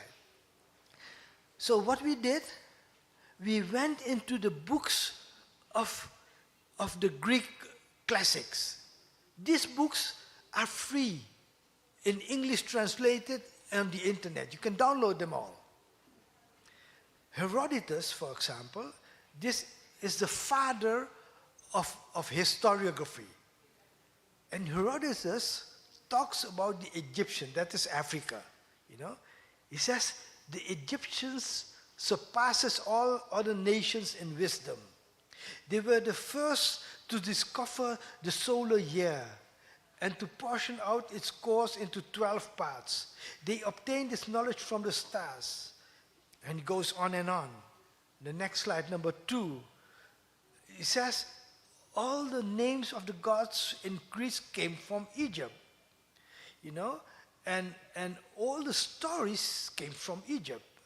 I gave the citations, the quotations. Next 3 of Herodotus. The Egyptians were the first to introduce solemn assemblies, processions, and litanies to the gods. They were the first, you know, to invent geometry. And we take number 4. They were the first to, you know, put the opinion that the soul of man is immortal. Next. Then you get Socrates. Socrates says, you know, at the Egyptian city of Naucratis, there was a famous old god whose name was Stoid, and he was the inventor of many arts such as arithmetic, calculation, geometry, astronomy. Then you get the next Plato. Plato says Egypt was for us the model for art education, you know, and we modeled our system after Egypt. And then Aristotle, he says the Egyptians were the founder of astronomy and mathematics. And then you see that there are biographies of Pythagoras and Democritus and other. They said, these biographers explain that the Greek went to Egypt to study there. Next slide. For example, the biography of Pythagoras. He went at the age of 18 to study in Egypt and returned after 22 years. And Lamblichus, who wrote the biography of Pythagoras, says he confessed that his own reputation for wisdom was derived from the instructions of these priests. And he goes on. So you have all this evidence of the Greek saying we got our knowledge from Africa. So what do white people bring in as an argument? And Lefkowitz is this white representative of the racist scholars. And then she says, Herodotus, his work is misleading. And he was so impressed by antiquity and the complexity of Egyptian culture and wanted to establish it. So he says basically Herodotus is a liar. Next, this is a funny argument. He says Greek was under Persian occupation, so technically he was not a Greek. Which is just a stupid argument, eh? And then she uses the argument that students in the West must love. You might study, but that doesn't mean that you have learned something. So he says the Greek went there, they studied there, but they didn't learn anything, they invented themselves. And then she said, oh, but you know, now we have a source.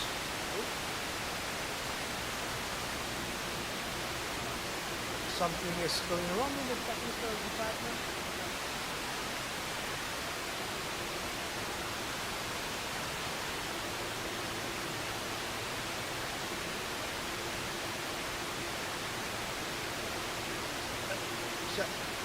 I'll wait for a second, or a few seconds, or a few minutes.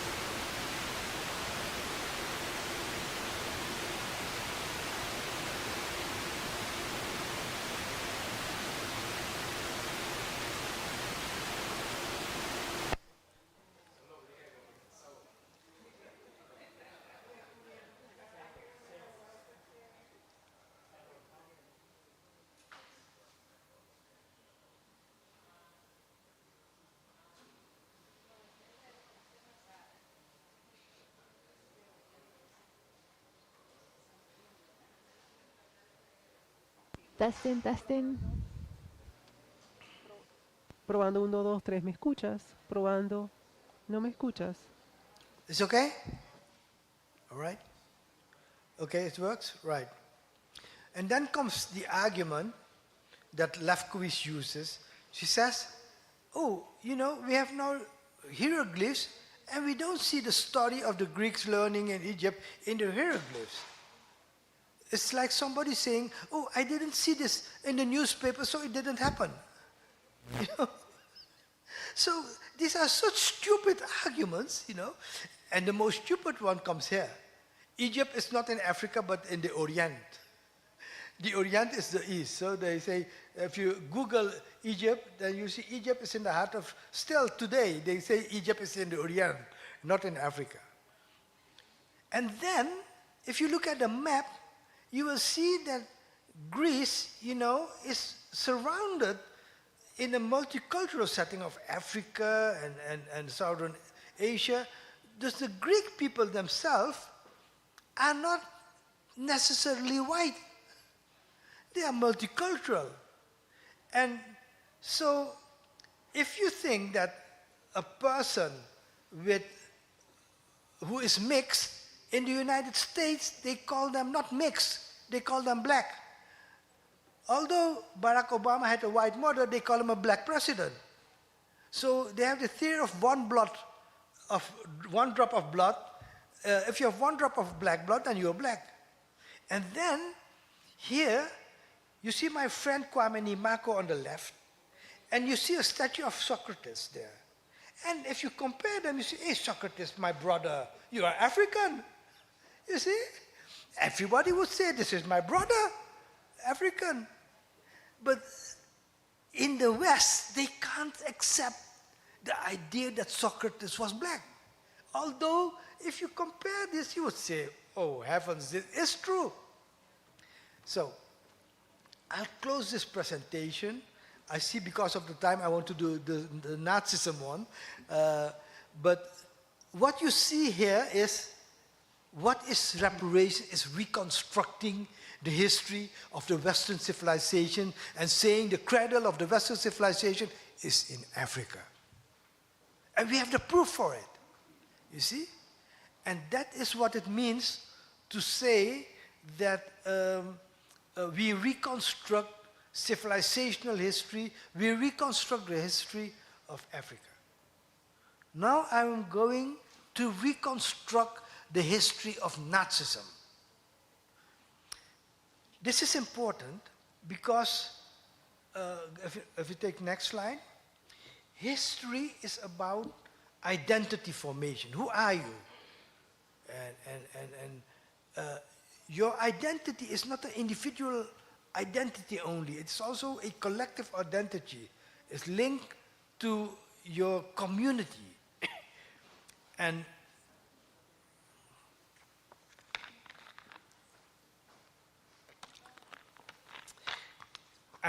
I'll show the problem the people have with Nazism.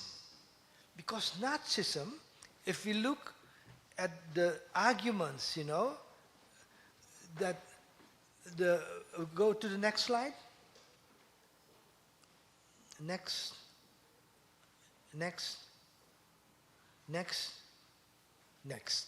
Okay. In the West, they don't compare Nazism with colonialism. They think that Nazism is the worst thing that happened in history.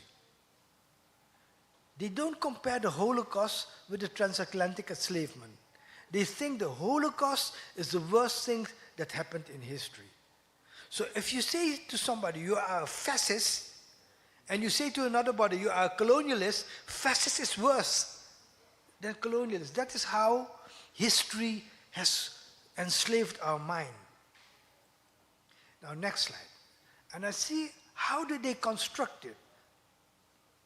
Winston Churchill, you know, says Hitler is a monster of wickedness, insatiable in his lust for blood and plunder.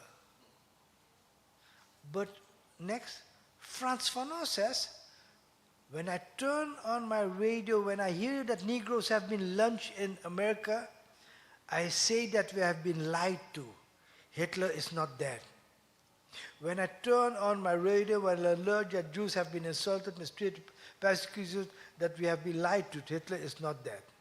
And finally, when I turn my radio and hear that in Africa forced labor has been inaugurated and legalized, I say that we have certainly been lied to, Hitler is not dead. And M. Césaire, next slide, looks at colonialism and says, every European has a Hitler inside him, that Hitler inhabits him, that Hitler is his demon, that if he rails against this, he's being inconsistent, and goes on. So, next. I will now discuss Hitler's idea, but not on the basis of Mein Kampf, which everybody knows. But what everybody does not know is that Hitler that people had recorded talks of Hitler. And they were published. And they were called the table talks, the Hitler table talks. And in this Hitler table talks, you will see how Hitler compared his own ideas with colonialism. So, Churchill contrasted Hitler with the British and the rest of the civilized world, but Hitler saw himself as somebody copying the British colonialism. And he saw Britain as his model and inspiration for Nazism and the Third Empire, the Third Reich. And that Third Reich was to be built by the Nazis with the British as their model. So, next slide. Hitler says, what India was for England, the territories of Russia will be for us. It should be possible for us to control this region to the east with 250,000 men, plus a cadre of good administration. 250,000 men colonized India, an army of 200. He says, let's learn from the English, who with 250,000 men in all, including 50,000 soldiers, governed 400 million Indians. The space in Russia must always be dominated by Germans. The Russian space is our India. Like the English, we shall rule this empire with a handful of men. The wealth of Great Britain is the result less of a perfect commercial organization than of the capitalist exploitation of the 350 million Indian slaves. Hitler is saying, what you do in India, we are going to do in Eastern Europe. And he says, looking at India, he says, the German colonists ought to live on handsome, spacious farms. The German services will be lodged in marvelous buildings, the governors in palaces. Beneath the shelter of the administrative services, we shall gradually organize all that is indispensable to the maintenance of a certain standard of living. Around the city, to a depth of 30 to 40 kilometers, we shall have a belt of handsome villages connected by the best roads. It's like Israel now. What exists beyond that will be another world in which we mean to let the Russians live as they live. It's merely necessary that we should rule them. In the event of a revolution, we shall only have to drop a few bombs on the cities and the affair will be liquidated. This is how Hitler thought of ruling Russia. And he compares his ideas with American colonization. We ought to remember that during the first period of American colonization, numerous Aryans earned their daily livelihood as trappers and hunters. Frequently wandering around in large groups with the men and children, the mode of existence very much resembling that's our ordinary man. The moment, however, that they grew more numerous and were able to accumulate larger resources, they cleared the land and drove out the Aborigines at the same time establishing settlements. So he says the colonization model is you take the land, you expel the people there, you bomb them. And he argues the next, had it not been possible for them to, had it not been possible for them to employ members of the inferior race which they conquered, the Aryans would never have been in a position to take the first step on the road which led them to a later type of culture. So he says, when you occupy the land of inferior people, use them, enslave them, make them work for you. Next, he says, when one contemplates this primitive world of Asia, of Russia, one is convinced that nothing will drag it out of its indolence unless one compels the people to work.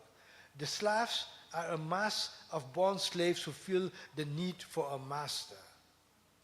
So Hitler is saying, we want to do with Eastern Europe what you have done with the rest of the world. Next.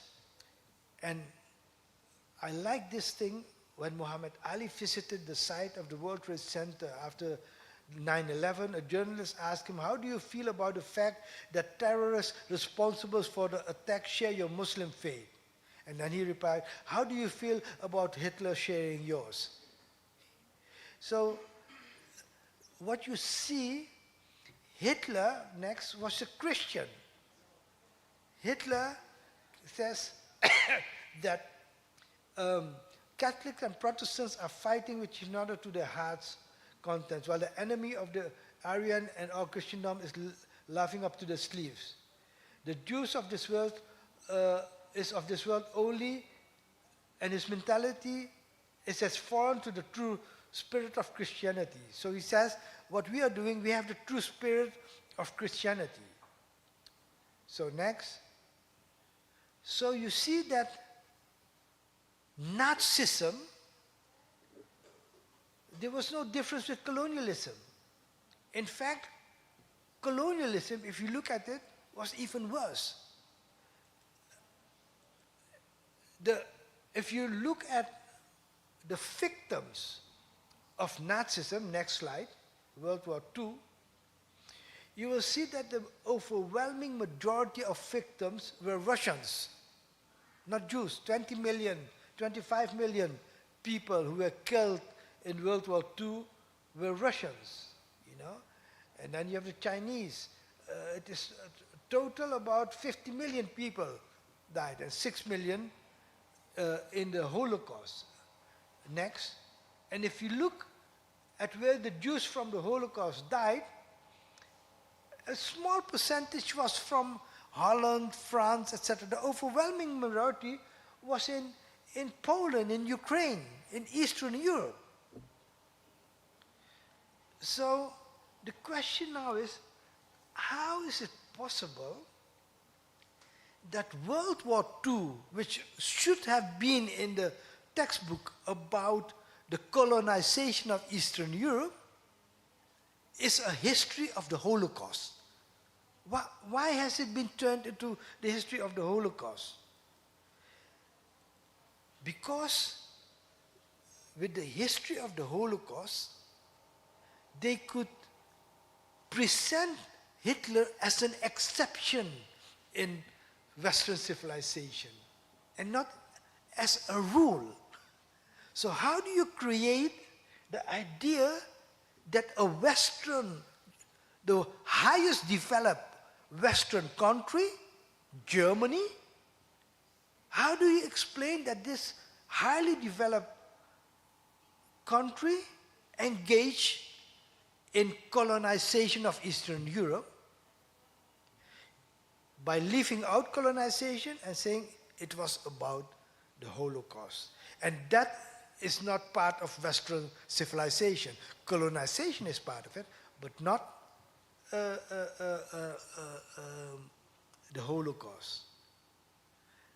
And the interesting thing is, the Nazis initially didn't plan to kill all the Jews. There was no plan to say we should kill all the Jews. Before 1941, the war had already started.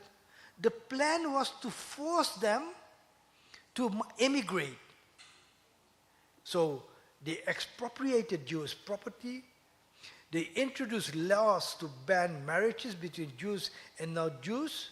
Occasionally they used violence, you know. But the decision to start the Holocaust was made after Hitler's army managed to cut off Leningrad on the northern front, capture Kiev, capture the capital of Ukraine in September 1941. The prospect for a final victory looked bright, and then the problem came. Oh, what to do with the millions of Jews living in Eastern Europe? In Germany, in France, you could say migrate them, you know, let them migrate. But what to do in Poland, where they were a large minority, and then the decision was taken more as a matter of technicality of the annihilation, you know, the gas chambers. Now, next. So, once the Holocaust took place, and after World War II, you get a construction of a hierarchy in human suffering.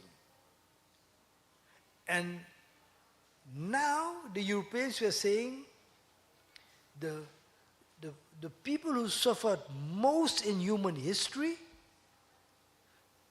were the Jews. And the perpetrators were the Nazis. So the Holocaust became at the top of the suffering.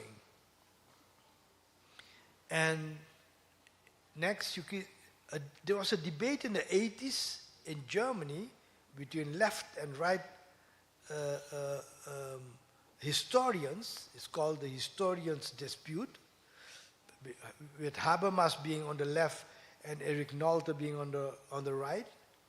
And Nolte was saying, hey, the Jewish Holocaust has 6 million deaths, but the crimes of Stalin was 20 million deaths. So shouldn't we say, you know, that was the top of human suffering? And then Habermas says, no, the Holocaust is unique because of the way they industrialized a killing machine. And obviously, they never looked at the victims of colonialism. And if you took next, you see that the model that the Nazis used in Europe were derived from the model the German colonialists used in Namibia against the people of Herero and Namakwa. There was a document called Vernichtigungsbevel, a document to annihilate a whole ethnic group to concentration camp where they conducted medical experiments. That started in 1904 to 1907. It was not part of the history writing in Germany. And the connection was never made that this Vernichtigungsbevel was later literally used in Poland, and that the same concentration camps were set up there. So, next slide. You see that in the European historiography, they evade to compare the Holocaust with the colonial crimes that the British and the Dutch and the French committed. And when you compare those crimes, the number of victims only of the transatlantic slavery was not 12 million, that was the people who were transported. But how many people were born in slavery? Hundreds of millions. How many people died in Africa, before they reached the coast of Africa to be sent? Tens of millions. In India and China and even in Brazil, there was the climate change. And the climate change was managed in India to such a way that they took out stock of grain brought to Britain, and hunger killed 30 million people in India. The crimes of colonialism were always silenced.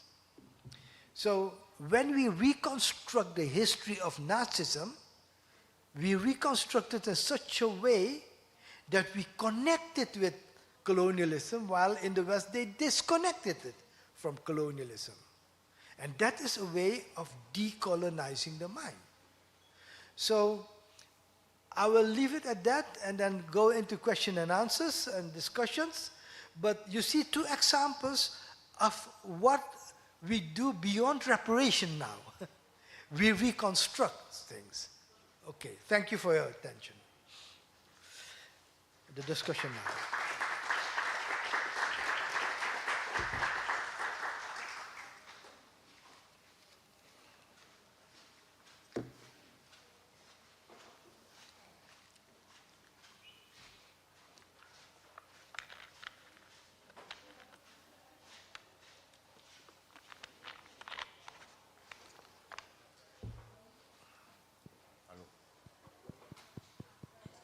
Aló, aló.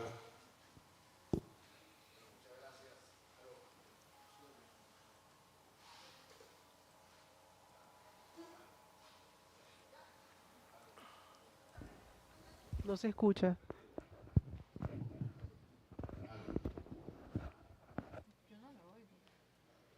No.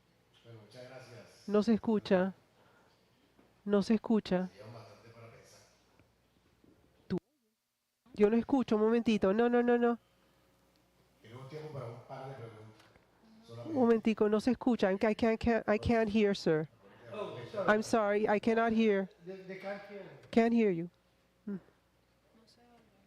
Oye, Mm-mm.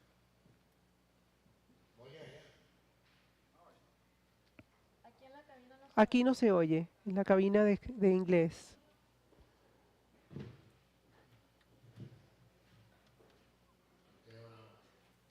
Mm-mm.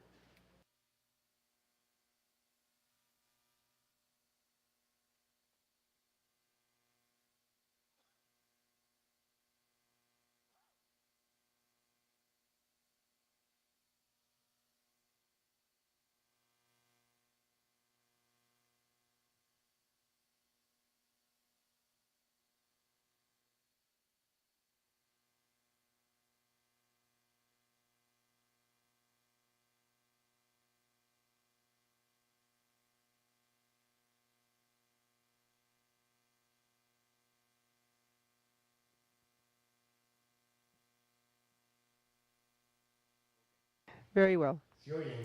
Sí, sí. Yes, loud and clear. Very well. I'm going to, let's ask a few questions. We have, by the way, greetings that are sent to us from Jujuy in Argentina, city in Argentina. Important that they have a very great struggle right now there in Argentina. The Originese people there in Jujuy in Argentina against the government of the province that obviously is quite colonial.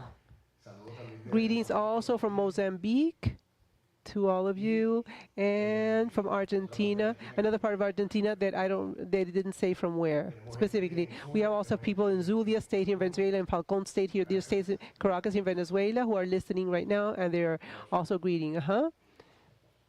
My brother here, my twin.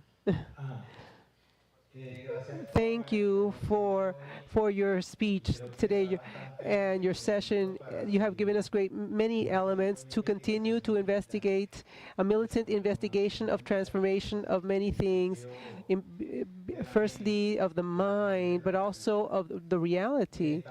We are in a situation now that there is that decolonization today because there is a rise of neo-fascism, Nazis, that as the head, the Pentecostalist neo-fundamentalism, the style that Bolsonaro backed up, that wants to impose a way of understanding the Christianity is seen and has many elements similar to what has been exposed here, that is pro-Chauvinism, male Chauvinism, and racist issues. It is necessary to reivindicate then in Christianism, shall we say, from the Caribbean and of this area, of this zone of the world, that it faces that Christianity. That debate was already held in El Salvador. The Archbishop Arnoldo Romero, as well as many nuns in Barik, and they were all exterminated by the empire because of that. Reivindicated very controversially today under the government of Bukele, but that we cannot forget of that philosophy, of that feminist theology, of that liberation theology. Why? Because what you have expressed today, we have to trace all of the aspects of Christianity since its initiations, not only from the year 325, because the same idea of progress comes with that, since St. Augustus, with the ideas of the elites that come from Guillermo Kant times, or the William Kant, or from St. Thomas Aquinas, and that improntus of Aristotle. So there's like an exchange between imperialistic Roman thinking and the imperialist that of the Christianity way of thinking, and under that underlying is the Carburana people and many other like and Baptists, etc., etc., etc. This is all a comment that he's making, and even Muser. So I believe that it is relevant here for all of the peoples of the South to have a vision, an overview of Christianism that is more ecumenic, that has to do, than dialogue with Islam and Kabbalah and other groups, so that there not be an imposition of this imperialist vision that the neo-fundamentalists want to impose on us, and there the decolonization of the mind is linked closely to a decolonization of the religions or of the spirituality in that road. Vicente Aya has gone down that road with a decolonizing text of Jesus Christ and North Prado. We can speak of the Pechita, the Bible in Aramaic called Quebranagas, who is the Bible of the Rastafaris. We all have the terrain to open the debate and to strengthen the positions of liberation. This is just a comment that he made, sir. All right, now Sandew can ask, well, he said if you want to make a comment, on what he said, or si quiero hacer un comentario breve.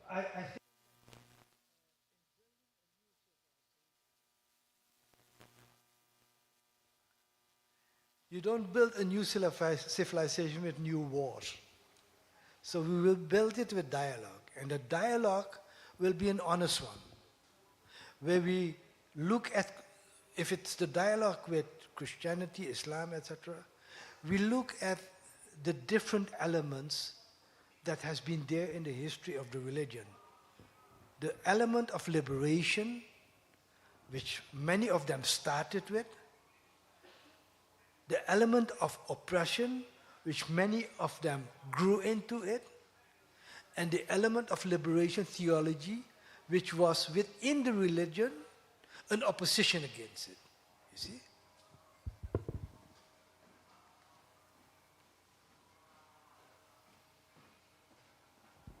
Ok, vamos con la siguiente pregunta para cerrar.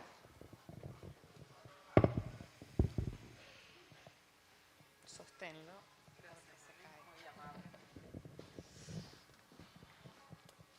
Mary Carrasquero, Aragua. Primero quiero decir esto. Creo profundamente en Dios, sabiendo que en cada hombre se presenta según los códigos que ha construido con ese hombre, esa mujer o ese sujeto en general, sea niño, be it a adulto o boy, anciano. adult, or Creo que los older demás person. son Everything else are just interpretations that we consume at random according to the lessons that we have. I appreciate in this encounter, first of all, having had the opportunity to listen to your theory. I appreciate it deeply. I take it into account. And on the other hand, I'm happy to be in this encounter. It has given me the elements necessary to continue with my analysis with respect to the ideology and ideologization. I have been working with a re-Afro, a group of Afros, with respect to the colonial system and the operation and how it has it has affected the civilization of Africans. When I started in 1991 to observe children in Choroní, which is a state here, an area in Venezuela, for the publishing of my first book, which was in literature of first grade for here in Venezuela, I had many questions not answered, and they had to do that the traditional school saw each child different, as that he was irreverent, he was disorderly, he was mischievous, and there was no way that that child be subject to the social norms. And after that, studying Piaget, and it's strong because difficult for me to understand what he said in order to say how we re-elaborate the concept from the point of view of the learning for children, how the subject interaction with social aspects could create new aspects, new concepts. In order to have new elements to debate, that is not easy because it's like a ceiling. And my reflection that I take from here is the way in which our knowledge was kidnapped from us, because they kidnapped it from us so that we have mediatization of development, and they do not develop as we should be developing, and they thwart us then. And then you reach a point, at least the investigators and the teachers, for example, and the people who are militants, that you say, well, why do those people have knowledge and I don't have it? So to study the issue of the African legacy is not so easy. It isn't easy to find the knowledge for that. And besides that, if I have an impediment of the language in my case, because I don't read or understand English, it's even more difficult. So I would appreciate not only you and your wife and those who accompany you having had the opportunity to see that it's the first time, because I called you idealization, but I had never seen it as colonization of the mind. In fact, I was searching if there were other people before you who mentioned that, and I believe I have found someone, at least with a number, who had an African name, it seemed, who has studied a bit the colonization aspect. What I would love is that you remember of those who speak Spanish, and that your book hopefully can be translated into Spanish. That would be the ideal. And I know the translators, I see the translators are quite good here, the interpreters, so I think it's possible to do. Well, thank you very much for this encounter and the opportunity given to me to speak right now. And God bless us. That was a comment.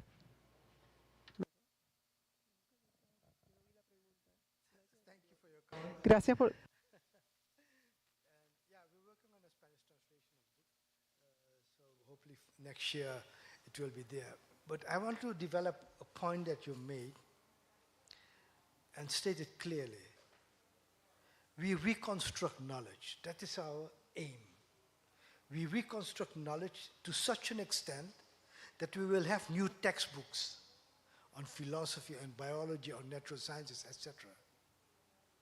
And in the reconstruction of that knowledge, we are explicitly against the theory of Auguste Comte that basically says that knowledge is secular.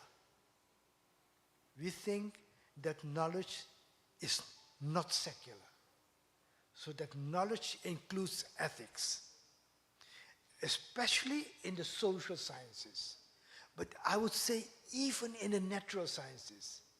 How does knowledge impact the ethics of biology and environment? How does technology impact the relation between humans and nature? That is ethics. It's not only science. And I'll give you one example of how Western hard sciences goes totally wrong with religion. that is in the Big Bang Theory. Everybody at schools learns that the Big Bang Theory is the ultimate theory that explains the origin of the universe. And how did they come to the Big Bang Theory? Because the initial theory of the universe was that the universe was always there. It was a static universe. It's always there. But then they saw that the universe is expanding. They could measure the expansion of the universe. They see, hey, it's not static, it's expanding. And then they use mathematics to measure the expansion. And the mathematics then says, oh, this is the rate of expansion, this is how fast it goes. We calculate 14 billion years ago, the universe arose. And here is where even the Western astronomers are puzzled. They say, if it expanded, then the mathematics tells us that at one point it was so small, and that's why they call it the Big Bang. It was so small, all the matter and energy was put in one element, so small that the laws of nature didn't function anymore.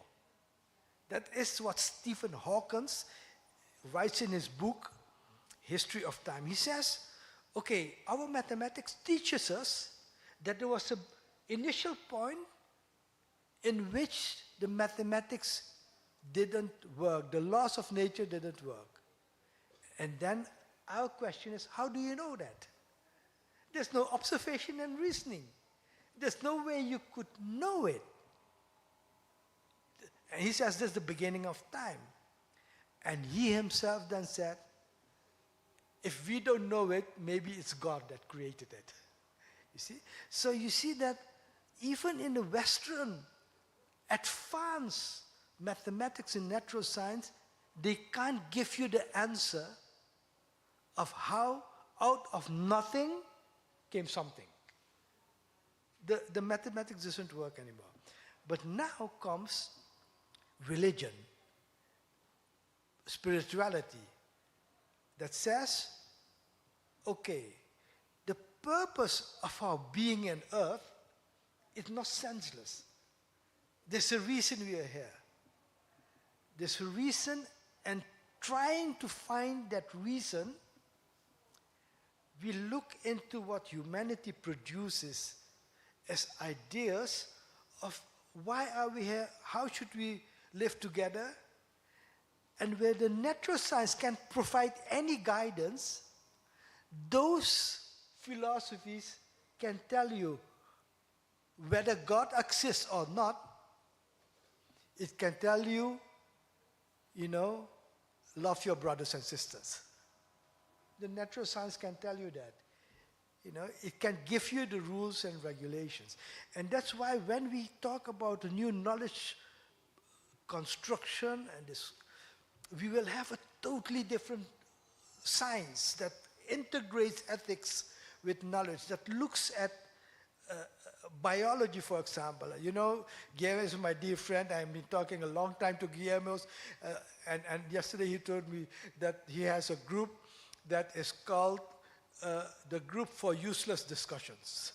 So they have discussions which are totally useless, but very interesting, very funny to participate in. And he's a biologist, so I talked to Guillermo. Guillermo, you have been teaching biology for so many years.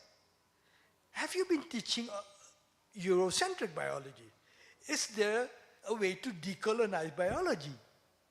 Because I think if you decolonize knowledge, I don't know anything about biology. So let me talk to an expert. Is there something like decolonizing biology? And then Guillermo tells me, now I look at decoloniality and so, I see that I've been teaching for 30 years the theory of Darwin. And the theory of Darwin is natural selection, and the theory of Darwin says that there's competition for survival of the fittest. And he says, you know what? That concept of the individual fighting each other, survival, is a liberal concept of individualism. And then he says, I know many examples in the animal world where there are no competitions but cooperation to work together in getting a prey and so. Biology can't explain that.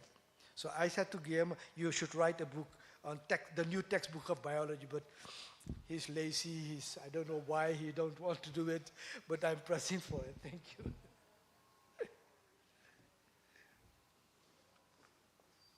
Yes.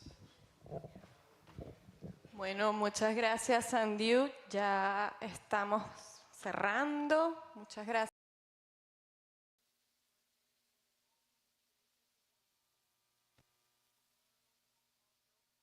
Por vía virtual nos están viendo desde Caquetá, Colombia y Paraguay, así como todas las otras zonas y regiones del mundo que ya mencionó Guillermo.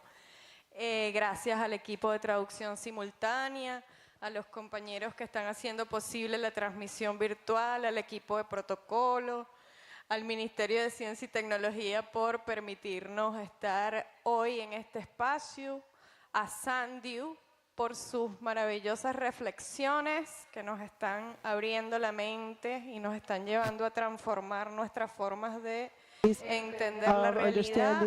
Y pues mañana los esperamos nuevamente en este mismo espacio a la misma hora para continuar profundizando con todo este debate. Feliz día. Have a good afternoon.